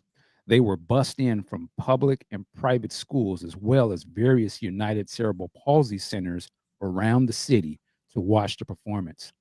2 rows of seats were removed to give better access for wheelchairs, and multiple children were carried to their seats. As before, sign language interpreters were signing the lyrics from both sides of the stage because Prince wanted to make sure that everyone enjoyed the show, regardless of the person's ability to see or hear him. I felt the vibrations, said 20-year-old Christopher Buckland, a deaf student who reportedly enjoyed the show. It was his first rock concert. Some of them have never attended anything like it, said the tour's production designer Roy Bennett. That's why Prince does it. During the Baby I'm a Star encore, Prince hugged many of the children who were brought on stage. I just want to say real quick, I so hope some of this stuff was filmed in some way back then. It was to be beautiful to see this at some point. Anyway, these shows give us energy, explained Doug Henders, who videotaped several concerts on the tour for Prince. It's the spirit of giving, which is pretty rare. Prince also paid for a generator to compensate for the auditorium's much weaker electric system and covered the costs for over a dozen extra crew members to help set up the light and sound system. It was a full arena show and a concert hall, proudly explained Jade Sololoff of Lehman College. I was never rich, so I have very little regard for money now, reasoned Prince. Let me get into my Prince. I only had respect for it as much as it can feed somebody. I can give a lot of things away, a lot of presents and money. Money is best spent on somebody who needs it. And that's all I'm going to say. I don't like to make a big deal about the things that I do that way. Tell him I'm rehearsing that way. The concert contained 2 then unreleased songs, For the Tears in Your Eyes and an instrumental interpolation of the family's upcoming song, High Fashion. Wow. Sounds like a fantastic show. Yes. So, Michael Dean, to answer your question, some video does exist. I don't have it, but I have some screenshots of it.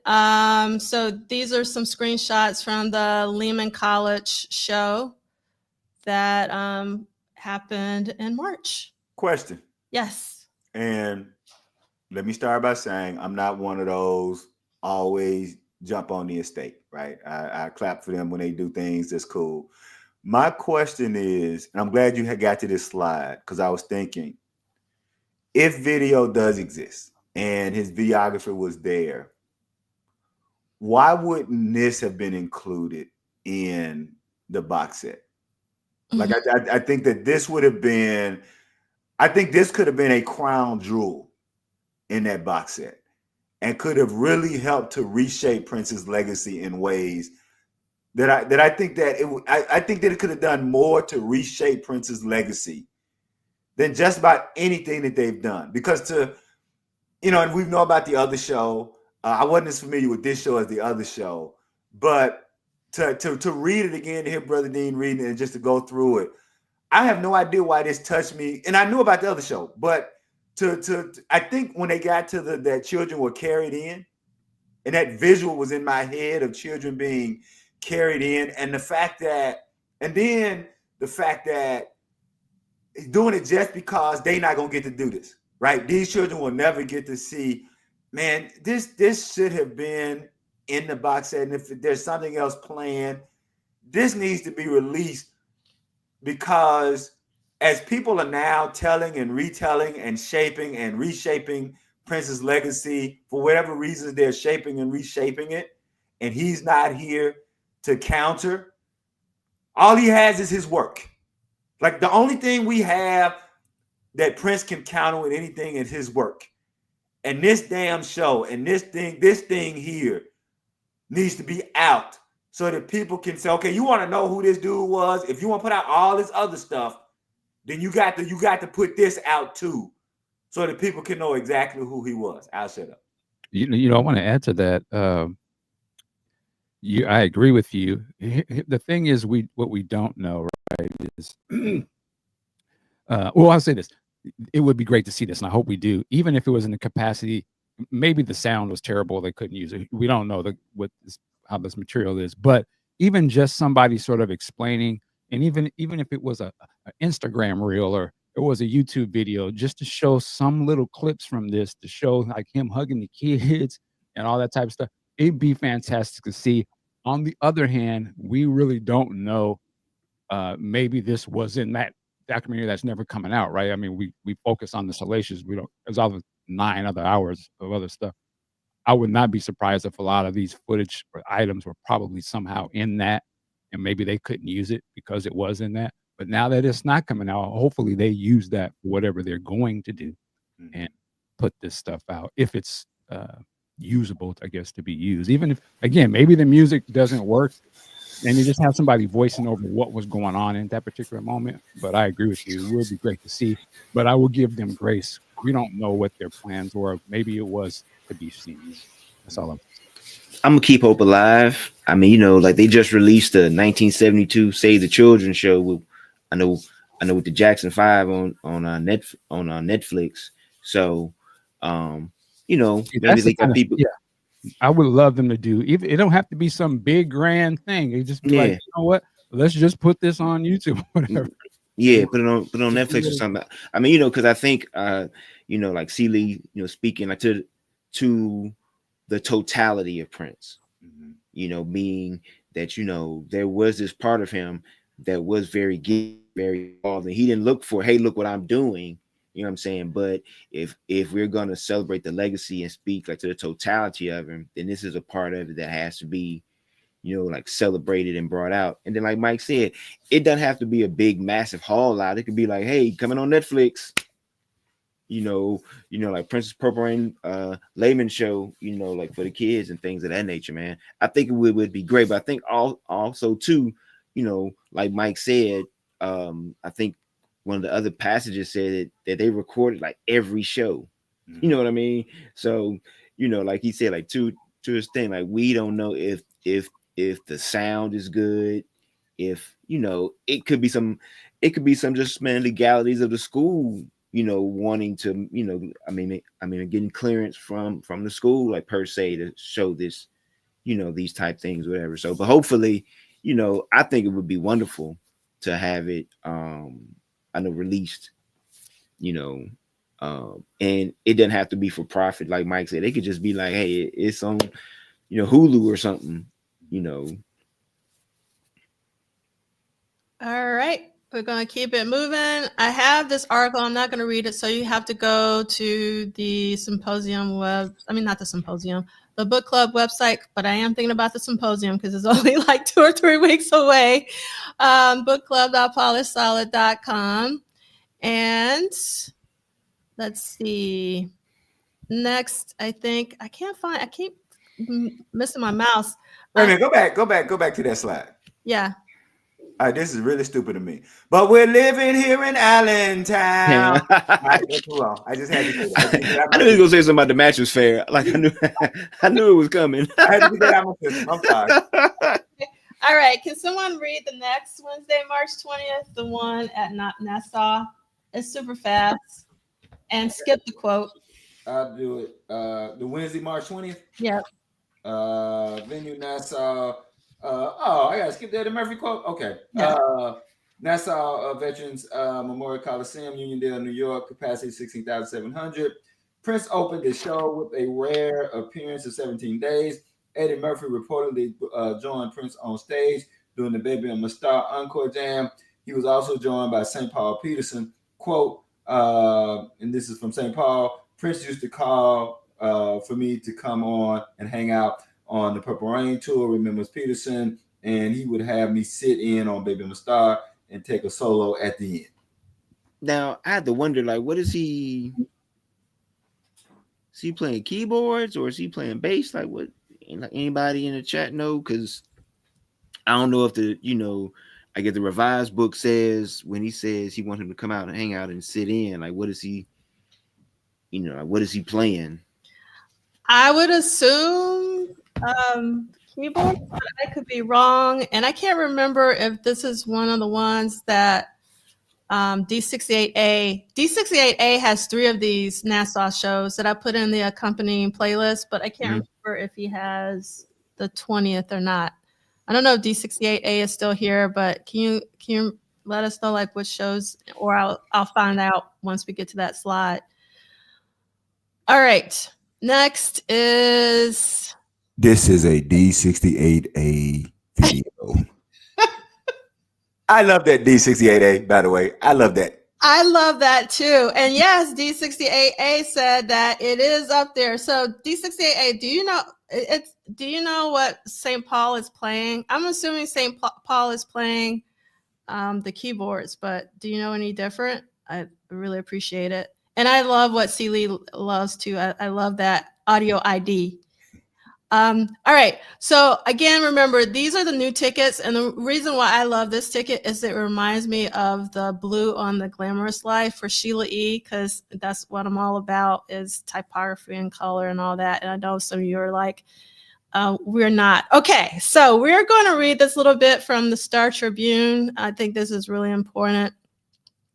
And it says, Prince Talk. The noise level over Prince's refusal to play on the Ethiopian Relief single has peaked just in time for the new clamor arising about his upcoming new album, Around the World in a Day.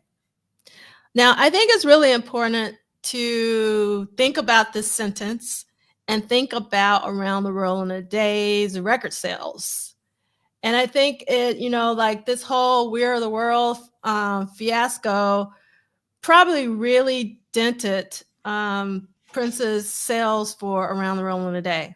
Let's keep that in mind. The release date on the record continues to change.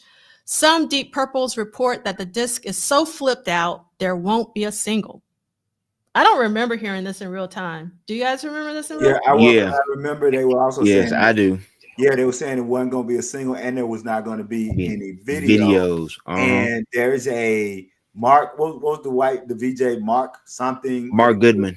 Mark Goodman played, after I think he played America, he said, and there we have the video America, I think the third video when we were first told that we weren't getting any. Because I remember the whole talk around we weren't going to get any videos for Around the World today. Yeah. Okay. Yes, because for the longest time, well, actually, after it came out, when radio DJs had the cachet to just play, like whatever they felt, and not so much a playlist, they would just play random songs from the album. I do remember that. Yep. All right. So then it says, other Purple gossip mongers speculate that he might cut the current Purple Rain tour short. And this is true. 1, because he's bored. 2, he wants to begin a new movie. 3, he's going to disappear for a while. I know some good magicians. That's in parentheses. Some of the insiders who have already laid ears on the new LP says it's the little guys, St. Pepper's Lonely Hearts Club Band. I can't say that fast. Now not at all commercial. Sgt. Pepper's. That's what I'm sorry. Yeah, Sgt. Pepper's. I don't know what I said because I was trying to what am I saying? Sgt. Pepper's Lonely Hearts Club Band. Not at all commercial. Way, way out there and very psychedelic are some of the comments floating in the purple haze.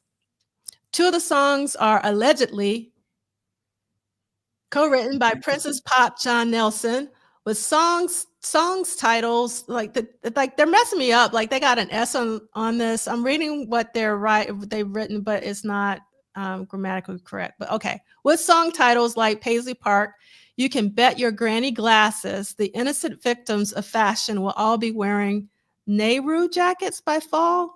Does anyone know what Nehru jackets are? Nehru? I don't remember Nehru jackets. Somebody in the chat. Will the corner of First Avenue and 7th Street become the Haight-Ashbury of Minneapolis and St. Paul? Will the summer of '85 be the year thousands of Prince fans descend on the city wearing looms in their hair? What's a loon? Loon? I need a dictionary for this article. Will the Summer of Doves be filmed by His Royal Badness and shown on public television in 10 years? The mind mumbles if you think about it long enough. Yeah. I don't know the point they're trying to make with the Summer of Doves be filmed by His Royal Badness and shown on public television in 10 years. What? I don't know what they mean by that. This is a very weird article. And I don't think John Bream wrote this, but I need to go back and see, actually. But I don't think this is John Bream. I think it's somebody else. Yeah, and a couple of people put in the chat, which I was thinking that it's the the jackets is Indian style, just a short jacket with the small collar at the top. Okay. And they're always very form fitting, by the way. They are very, very form fit. One of the things that you always have to buy a size up if you're getting a Nehru jacket. Okay. So Chad is like schooling, and Christina is schooling us that loon is the state bird of Minnesota, because I did not know that. And Kim is saying very hippie stylings. Mm-hmm. Yeah. Okay. Yeah, I love this. Yeah. It's a jacket with short collar made famous by Nehru. It was a sign of hippies culture. Thank you. I really appreciate that. Especially while right now I'm reading this, or rather listening to this book called, Jason Orr has me reading Wild Tales from Laurel Canyon or something like that. So I'm reading all about hippie culture right now. So this sort of ties in with what I've been listening to. Okay. I just wanted to show this, that they're really going big on these scappers and how they're just giving away tickets. It's just like, it just keeps going. I thought that was just so funny. And with this one, I just wanted to read something really, really short on this from the kid who turned into a prince. And what I wanted to read really quickly was his concert. And he crossed over from being a popular performer of funk dance music to doing music that appeals to Blacks and whites. Last month, he received Grammy Awards for his work as a rhythm and blues songwriter for his rock band Revolution and for his motion picture score. Now, the reason why this stood out to me, last week I was in California and I went to the brand new Amoeba and I was very excited. I gotta say this, I gotta put this on, I gotta memorialize this. I kid you not, when my body walked into that store, it was like I got an electric jolt, because I didn't think that it was gonna be as amazing as the old location. But my body chemistry literally changed when I walked into Amoeba Records. It was like, it was crazy. So to make a long story short, I was looking for Prince records, of course, and I'm in Amoeba Records, one of the largest record stores we currently have these days, and I'm looking for Prince in the pop rock section. Do you think I find Prince in the pop rock section? Probably not. No, I did not. What section did I find Prince in? Probably the black section. The rock soul. Country and Western. Yes. Bluegrass. Yeah, he was in the R&B section. But now, I mean, so the thing is, though, since I'm teaching this Prince course right now, and we started off by talking about For You and Prince album and how Prince literally told Warner Brothers that don't make me black, and after everything that he's accomplished, he's still in quote unquote in the black section. Now, I'm not saying that there's anything wrong with that personally, but what I'm saying is that, like the whole point of Purple Rain was for mainstream success. And it is definitely one of, the most sold albums of all time. But that still did not, get Prince, post Prince, in the pop rock section, which I just find fascinating. And I would say it's funny now that later the pop section is the black music, right? we are that is pop music. Hip hop, R&B, that is pop. Like so it's interesting. I can understand though back at that time what he certainly means, and I get it. But it's, thank God we don't have to do that really anymore. Like, we are the main thing. They've always was trying to be black music. So call it something else. So and that has something to do with some other stuff. Nothing to do with the sound of the music or the quality of it, but it's sort of delineating. They're almost letting they're not like us, but we want to sound like them. So it's funny that even our top artists had to play that game, but thank God they had to do it. So now the cats don't have to do that. We dominate. We, Beyonce can just call her music whatever. Country music is our music. You know what I'm saying? So how far we have come where we don't even have to do that really. but I get why that was done before. And it's interesting that the record stores still somewhat do that today, but I don't know if they do that on the Apple Musics or the Spotify's. Do they separate us as black music, or they just put us in? You know what I mean? Like, Yeah. we're just the music. We're whatever's popping. But anyway, that's all. I'm like, Sealy, I'll shut it. You know, I mean, it's kind of like, you know, catch 22. I mean, so I get it, because, you know, by doing that, it's a way of saying, well, he's still ours. You know what I'm saying? Because when they do like the R&B, basically what they mean is like black folks. that's what they're saying. You're black folks music. So like he is, you know, he always has and always will be ours. So like he's still ours. You know what I'm saying? But then, you know, I get the not limiting the you know, if there ever was an artist that could cross the lines, is not that many. He is one of the few, and it's probably more so from our side than their side in terms of, you know, going back and forth. But, you know, it's I see the pros and cons of both sides. But you know, actually, Ricky, I'm glad you just said what you said, because is Hendrix in the R&B section? no. No, Hendrix is not in the R&B section. No matter what record store you go into. Yes, no. Okay, nor is Lenny Kravitz. Yeah, true. Right. You know what I'm saying? And so who's making up these classifications, right? Yeah. Yeah. There's no white section, is there? Like, they don't call it the white section. No. Yes. Yeah. I think, starting with the article and coming somewhere else, I actually like that article simply because it indicates the truth that prior to the second half of the 1999 tour, Prince was supported exclusively by black audience, right? Forget whatever the music was called. Prince went to black radio for promotion. The majority of Prince's tours were a black audience. So I think, and again, that gets in my crawl, because that refutes the lie. And I'm not calling him a liar. I'm just saying that refutes the lie of David Z saying that black people didn't mess with Prince early on. No, all of the empirical evidence shows that it was black people who supported Prince's career up and through the second leg of the 1999 tour, when Lil Red Corvette got in heavy rotation. Now, the second part I want to make about that, which is really interesting, is I don't know how many people actually watch any of the R&B Money podcast interviews with Tank and Jay Valentine. I really love those. And so Tank is now is playing Alicia Keys' father in Hell's Kitchen. And so Tank was on the Breakfast Club. And I don't watch the Breakfast Club a lot, but Tank is pushing and trying to get funding for a R&B award show, a strictly R&B award show. But here's what was important about that, and it goes back to something that Brother Wyatt shared in a thread that I was critical of the doc, but Tank makes a very interesting point.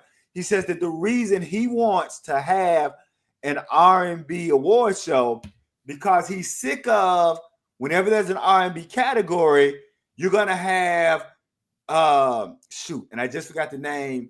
What's the piano player that you really like propped up? You trying to get us to go see him? Jared Lawson, Corey Henry or Corey Henry? Corey Henry. He says that you'll have an R&B category and it'll have Chris Brown and Corey Henry in the same category. That's not right. And that's limiting what black music is, and it's limiting what R&B is. So he wants an R&B award show so that he wants to be able to show people that R&B in and of itself may be the most, it may have the most subgenres of any type of music. Because Chris Brown and Corey Henry are not the same. Smokey Robinson and such is not the same. Yeah, and even with the Soul Train Awards, Brother Bernay, Tank is talking about being even more wider than that. He's talking about, because also he wants to be able to have, like, say, like the Babyface Award, and the Babyface Award is the Songwriters Award, and the Jammin' Lewis Award as the Producer and Songwriter Award, and then Just this. Like, he wants to have all of these things so that when you're looking at, and it gets into a discussion some of us were having in back channels about the whole term progressive soul and progressive funk. I'm one of those people, I don't like that term, but what to Tank's point, that the problem with the term R&B is that we understand what Little Richard said, that R&B has never meant rhythm and blues. It always meant real black. But the problem is that Little Richard's R&B was never the Temptations R&B.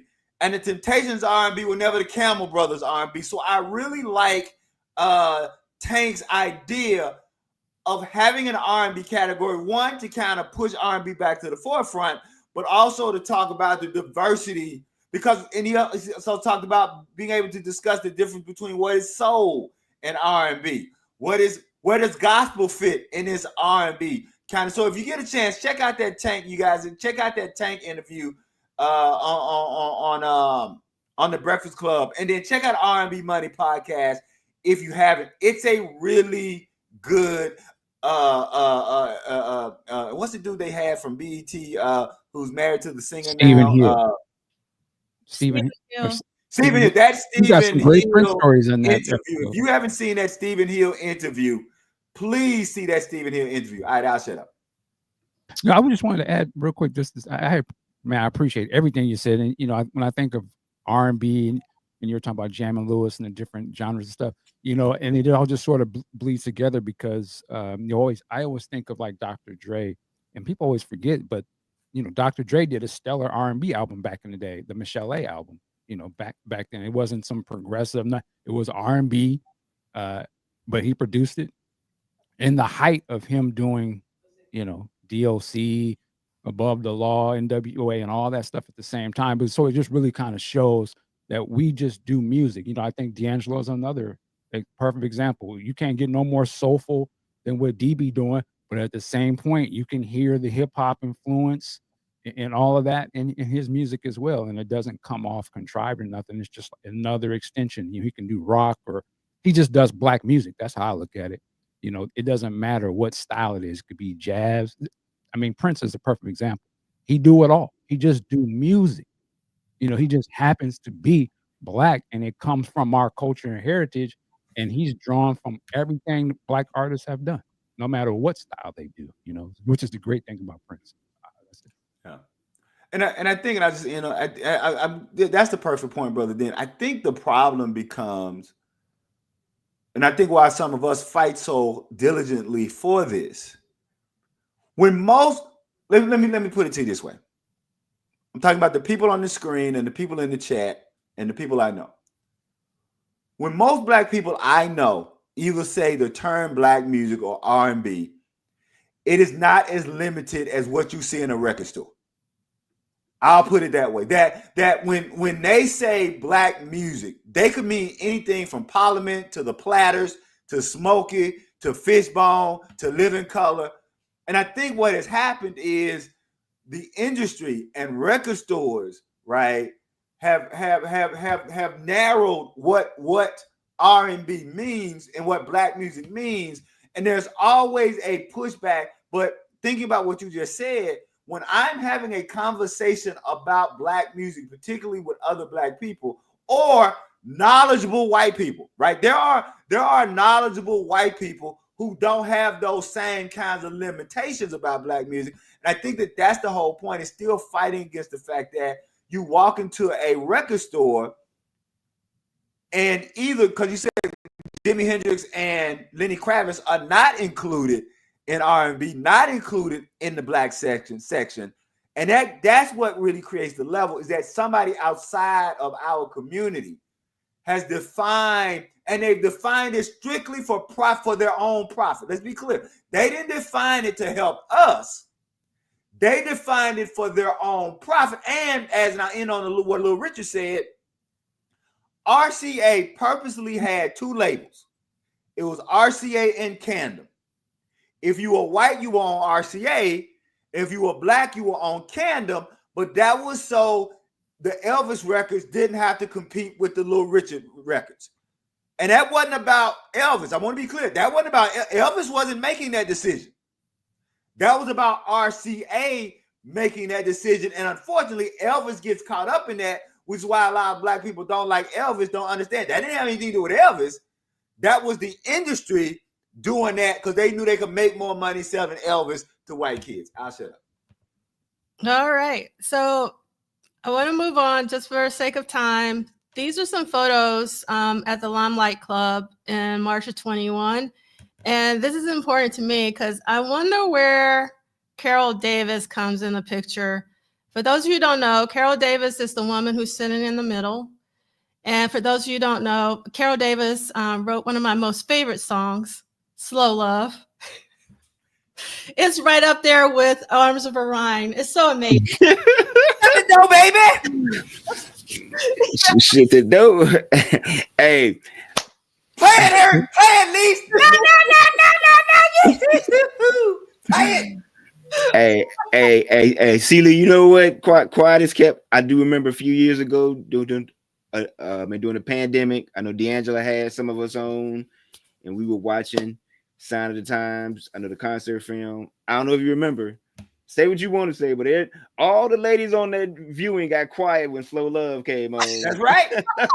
Now, look. All of them got quiet when Slow Love came on. When nobody said nothing. Look, I am on record for saying I was an Eric Leeds hater. Despite Madhouse, I was an Eric Leeds hater until I saw the live version of Slow Love.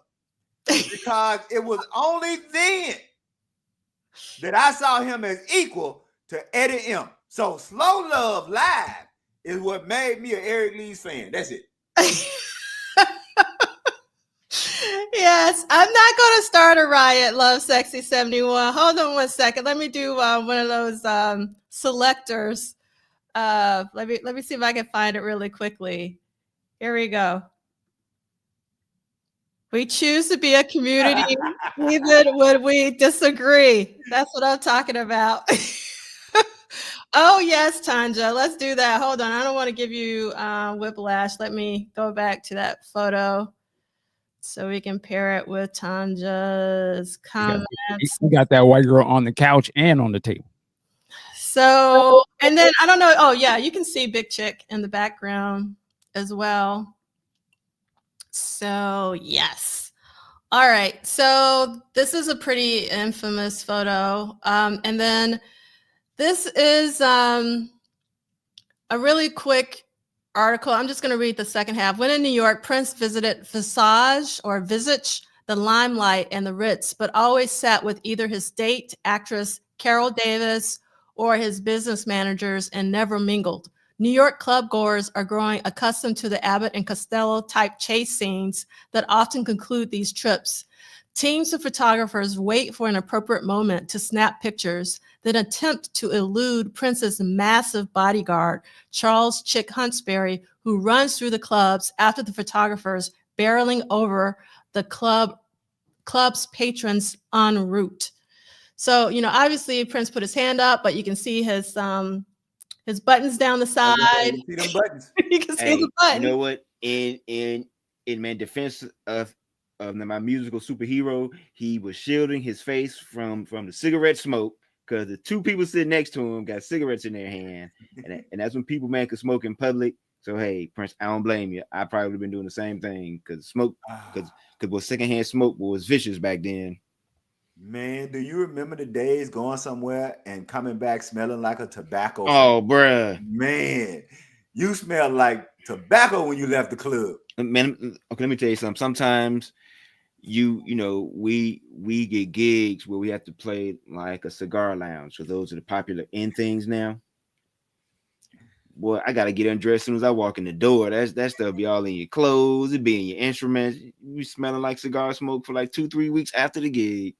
And what's funny now is now that you can't smoke cigarettes in public now, what's really ironic and funny is now you smell the weed even more. Right? So it's like you can't smoke cigarettes no more. Hey, fire it up. What is that going through the crowd? All right. Fire it up, Rick James. All right. Okay. Let me real quick. Essence Fest. Essence Fest is not Essence Fest. New Jazz Fest. I was with Monica at New Orleans Jazz Fest. It's always in the middle of summer and it's really hot. Now I'm with Monica, and to my left are these two. I want y'all to know two really pretty girls. Like they are two really gorgeous black girls, and they're standing next to Monica and I. And of course, I get to sniffing. I go, "Woo! Somebody is about to enjoy this new edition at the New Orleans Jazz Fest." and one of the pretty girls, one of the very pretty girls, turns to the other pretty girl and says, "Hit this." And the other pretty girl says, and I quote, "Mama, you know it's too hot for me to hit that out here."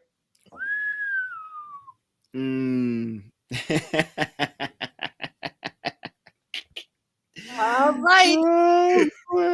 So we are going to move on now to Friday, March 22nd. This is another ticket that's pink now. Again, I'm loving these colors, but I'm just having my own, enjoyment. So remember, we had that Studio 54 ad for a party on March 13th or something the previous week. Now this is a different one for Studio 54, but it claims that this is the official Purple Rain 54 Studio Bash, but I never heard of Prince going to Studio 54 or seen a picture. So I don't know if this is truly official, or if it is official, if anybody from Prince's camp went, because again, like I've never heard anything. So I'm curious if anybody knows anything about this. That's the reason why I'm taking such a long time talking about it and rambling a bit. But you can see it says, "This is your invitation to join the kid for the official Purple Rain at Studio 54 Bash, Friday, March 22nd, 1985. Doors open at 5 p.m. No, I agree with you. I think that would be very historic if we could find anything of Prince actually having been in Studio 54. Yeah. Like, thinking about what Studio 54 meant to not only New York culture, but international culture. And think about what Prince meant, right? Yeah, I'm with you. I think that's history worth seeking to know if he or somebody in his camp went and was there. Yeah, I'm with you on that. I'll say that. Yeah. Questions: have you guys ever wondered like what were the band doing like after these gigs? Because like you don't hear stories of them making like appearances at clubs or things of I'm sure they were resting, but say there seems to be like no record of any incidents of like, hey, yeah, come meet, like Wendy and Lisa at such and such club, or meet, what I'm saying, Brown marking them or whatever, because I know Prince had them on like a crazy like, on-call schedule. So I guess they must have just took that time to be like, yo, I'm just going to enjoy my free time before he called like a rehearsal or something. Yeah, I'm sure. All right. Well, my man say, I'm the only star in this town. No one's outshine the master. Yeah.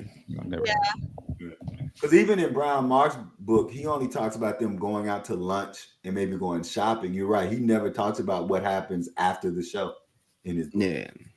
Yep. All right. So can I have somebody read Saturday, March 23rd? It's super quick. Sure. Okay. I was going to do it. All right, go ahead. Actually, read the quote. Read the quote from my base hero. All right. Nassau Coliseum, Uniondale, New York, 16,700 attendance. Quote from Brown Mark: "Our sound checks were 3 hours of pure hell. You get off a tour bus and he just wants to jam from 4 p.m. to 7:30 when the doors open.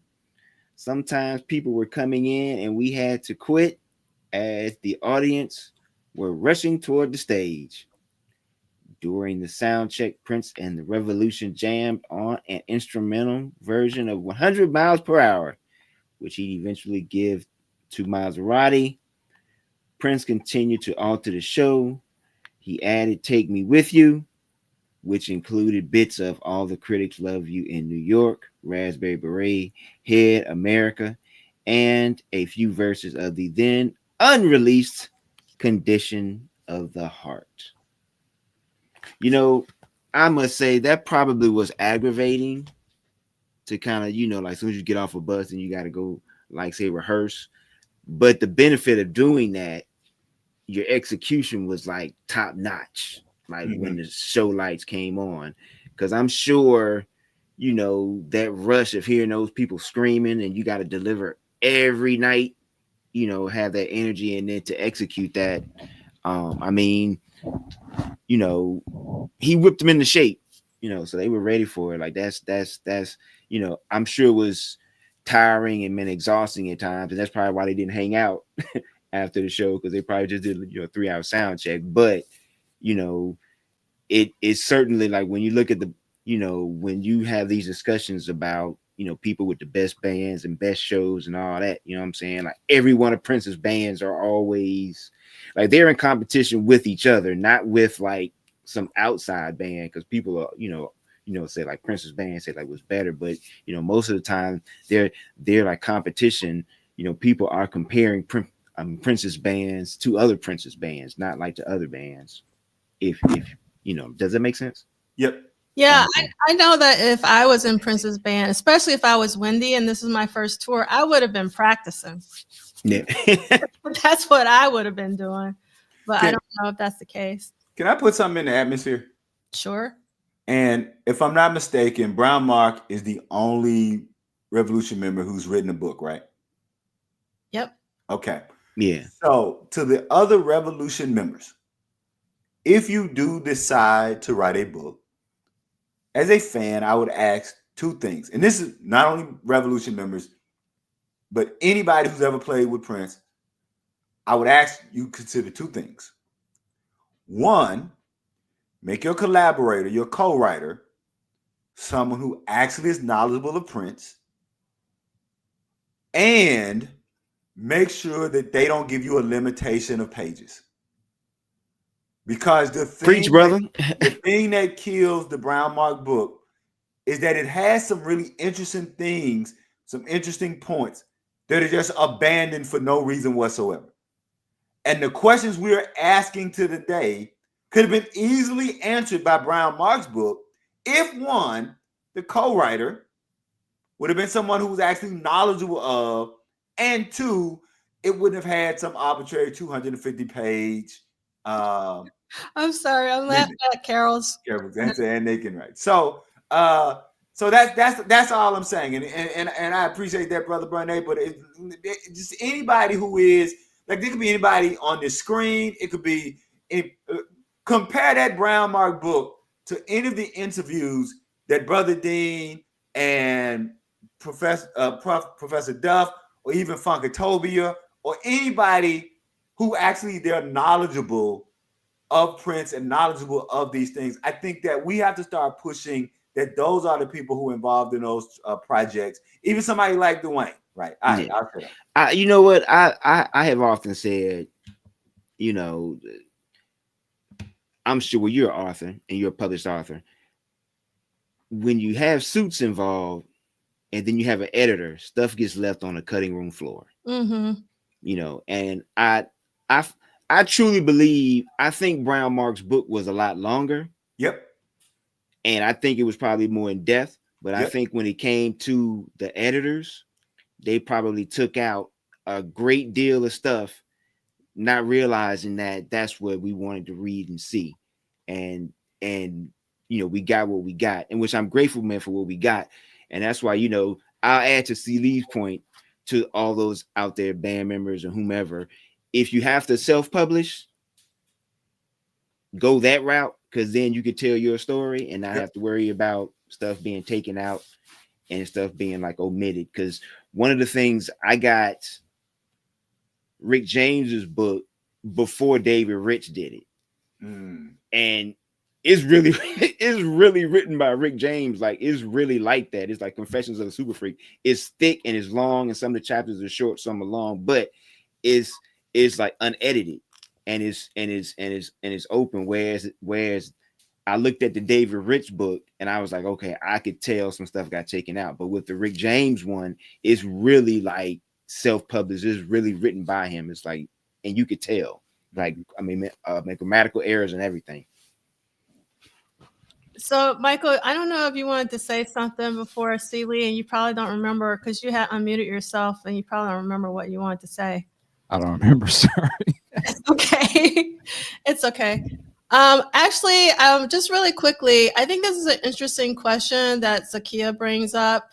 Well, not a question, but it brings up a question. Do you guys consider Dez part of the revolution? And the only reason why I say that is on the 1999 album, it does have "And the Revolution" backwards. Okay. On the 1999 record. So let's go to my little Prince criteria PSA that I published last week. Okay. Remember I said that it has 15 things.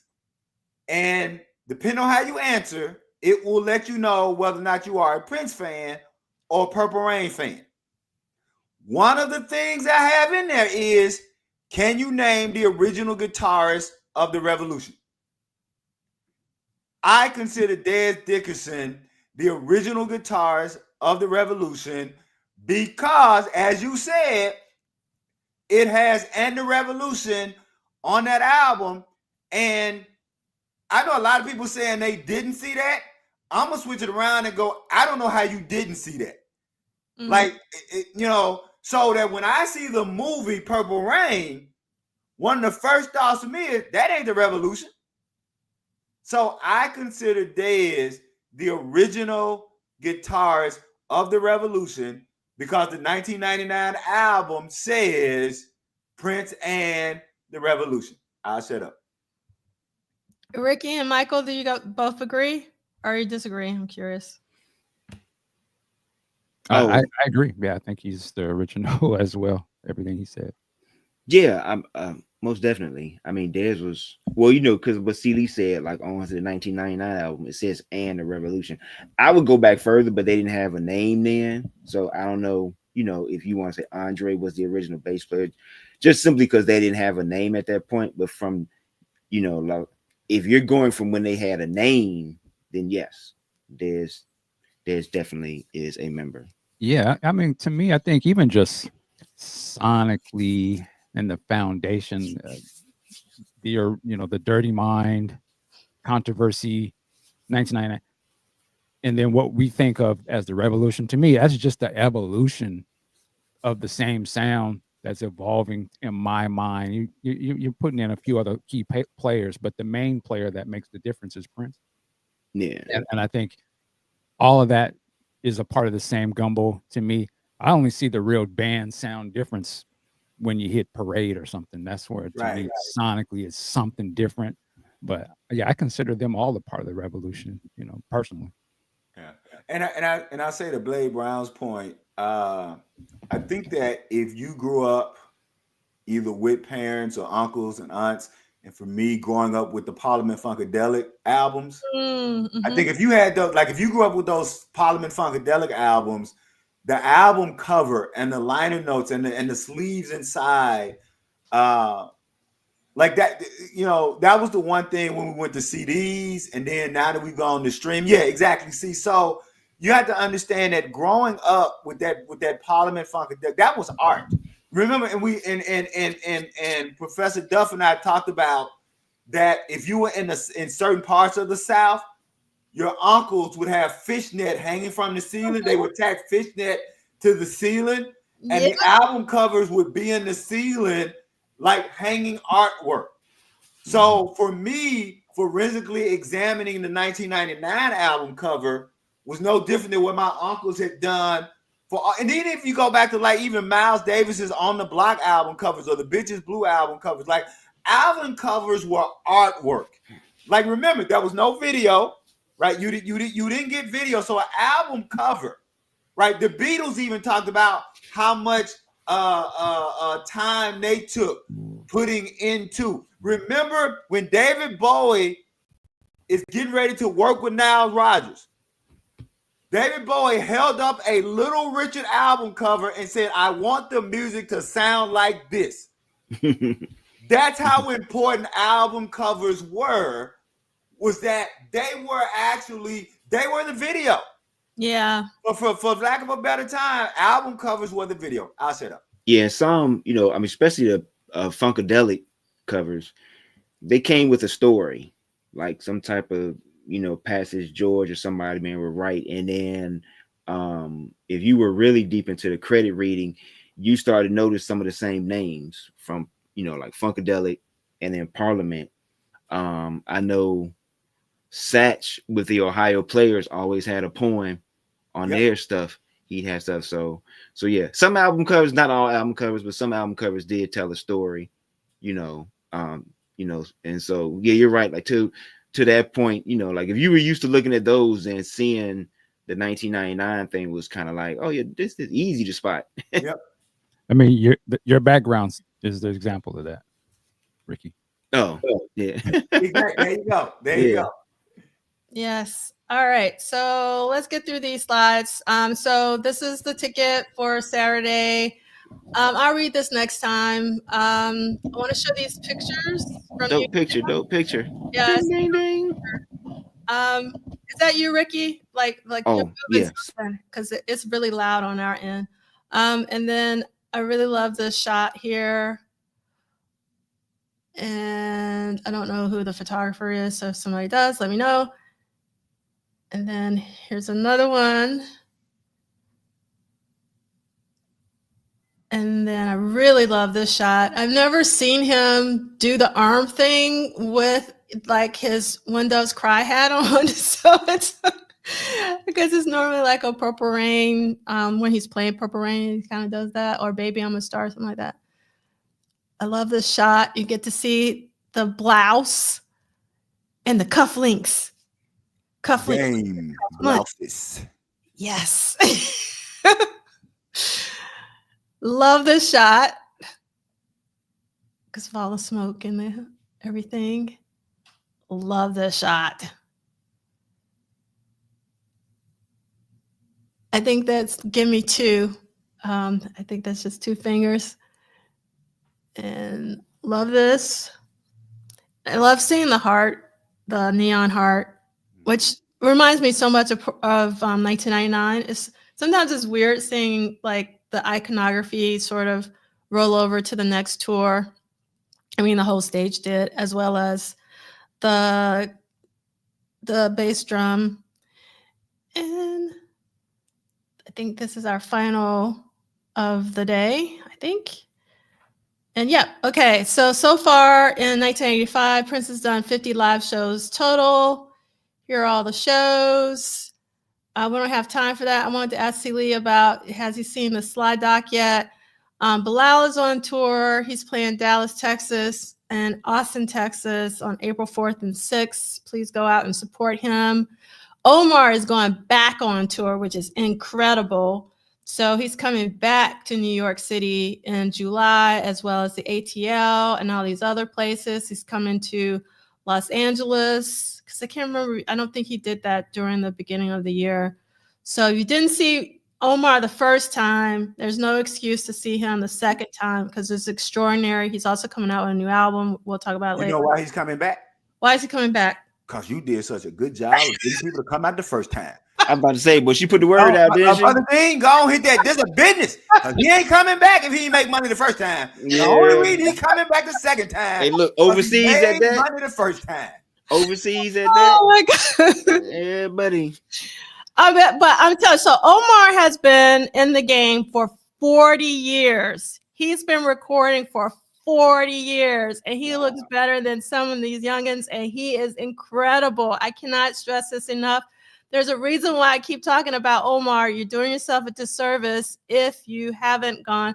No, Andre, Omar. Oh, does Omar have something against Detroit? It's just that he usually does very limited tours. It is super rare for Omar to even come to the States, and that he's coming twice in 1 year is unheard of.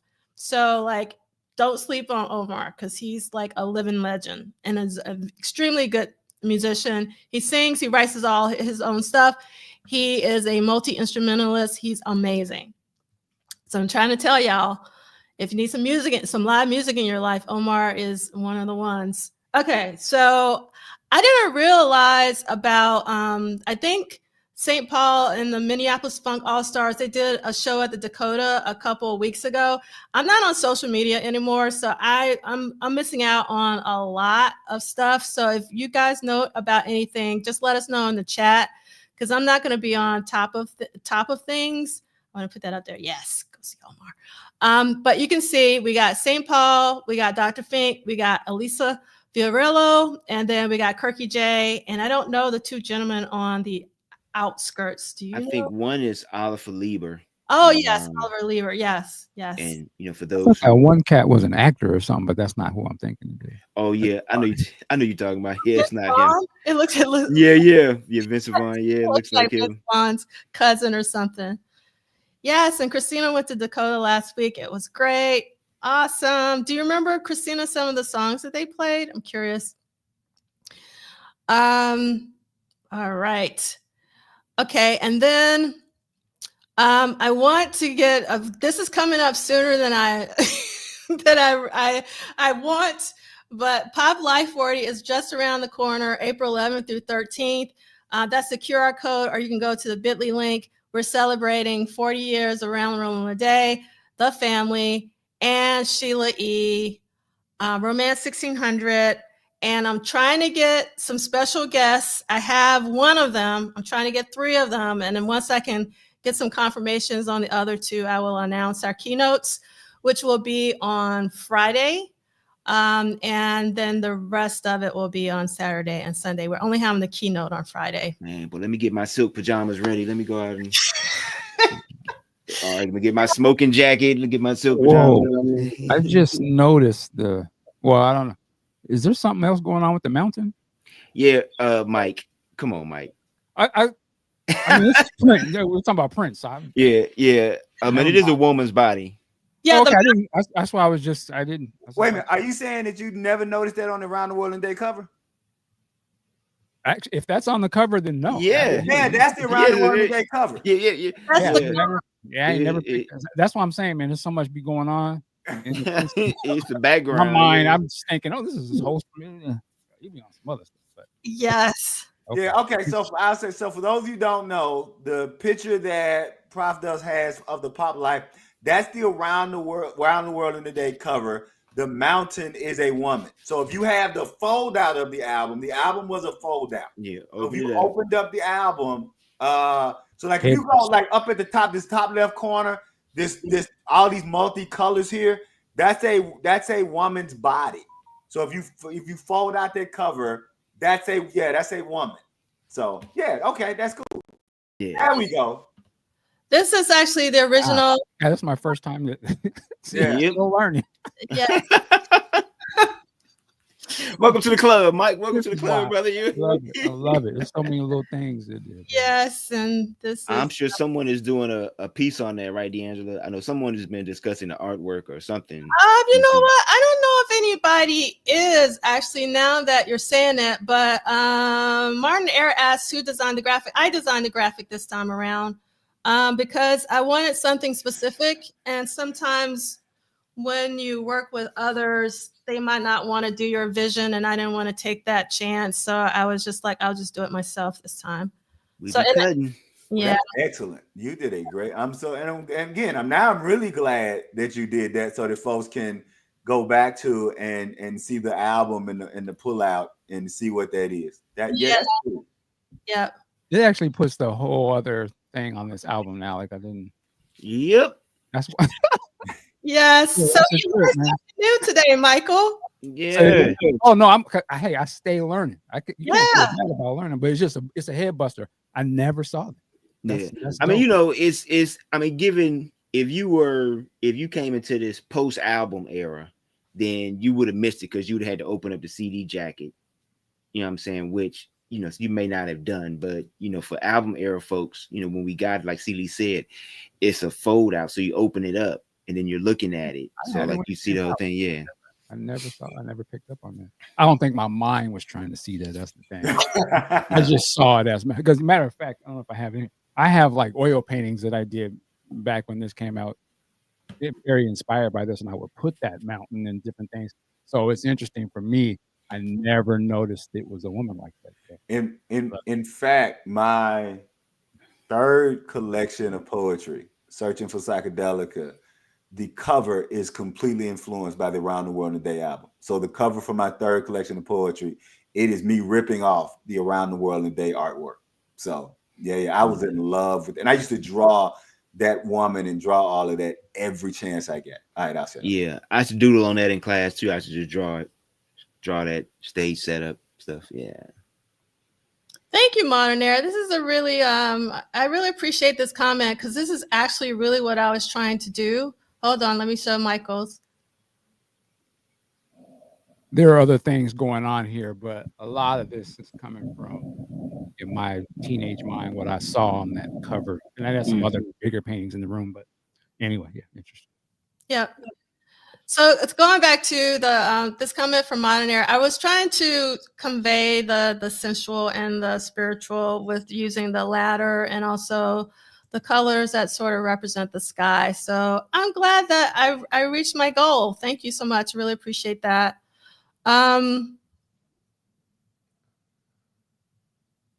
Okay, Andre, this is pretty funny. It took me last week to hear the tambourine playing in 17 days, 40 years later. It happens to all of us. I mean, this really happens to me a lot as well. Like I'm just now hearing something. Okay, and then also I just want to put back up here D68A. Yes, the designer was Laura LaPuma, whom Michael Dean actually interviewed on his podcast, which is an amazing episode, which I'll put in the accompanying playlist. And the illustrator is definitely Doug Henders. In fact, there's this really great article that Red Bull Academy did about I think they interviewed Doug Henders about the cover. So I'll try to find it and put it in the chat really quickly if I can do that. And yes, Big Sexy. The fold out takes us back to the Ohio Players in terms of all of those amazing gatefold spreads. So yes. All right. Okay. So let me get to the end so Michael Dean can take us out. First of all, I want to give love and hugs to Troy Gua for ringing that bell. I'm so happy to know that for sure. And yes, the Laura LaPuma interview that Michael Dean did was amazing.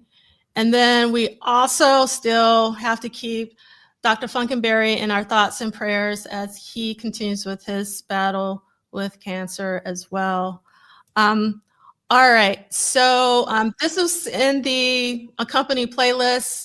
I'll add Michael's Laura LaPuma interview as well, but D68A has shared with us March 17th, Nassau, March 20th, and March 23rd. The reason why I put March 17th on, no, actually, it's March 20th. I changed it, I flipped it because March 20th is the soundboard, and it sounds incredible. So if you want to hear, if you're not like C. Lee and you don't want to hear the crowd and all that, you can listen to the soundboard of the March 20th show. But if you need, the folks and everything, you can listen to the other two. Look, quick question. Yeah. How quickly can you check your email? I can check it pretty easy. Check your email. I just sent you something. Okay. All right. And Wes, I'm checking my email. I'm sure. Let's see. Yes. Do you want me to share? Let me share that quick. And where's this? That is the cover, front and back cover of my third collection, Searching for Psychedelica. And you can see the woman's body that I ripped off from Around the World in a Day. And you can see the whole thing is an Around the World in a Day ripoff. So yeah, that is how much I love that artwork and that outcome. So that's it. I just wanted to share that. Yes. All right. With that being said, Michael Dean, take us on out. Thank you. Good night. That'll do it. Well, peace, y'all, man.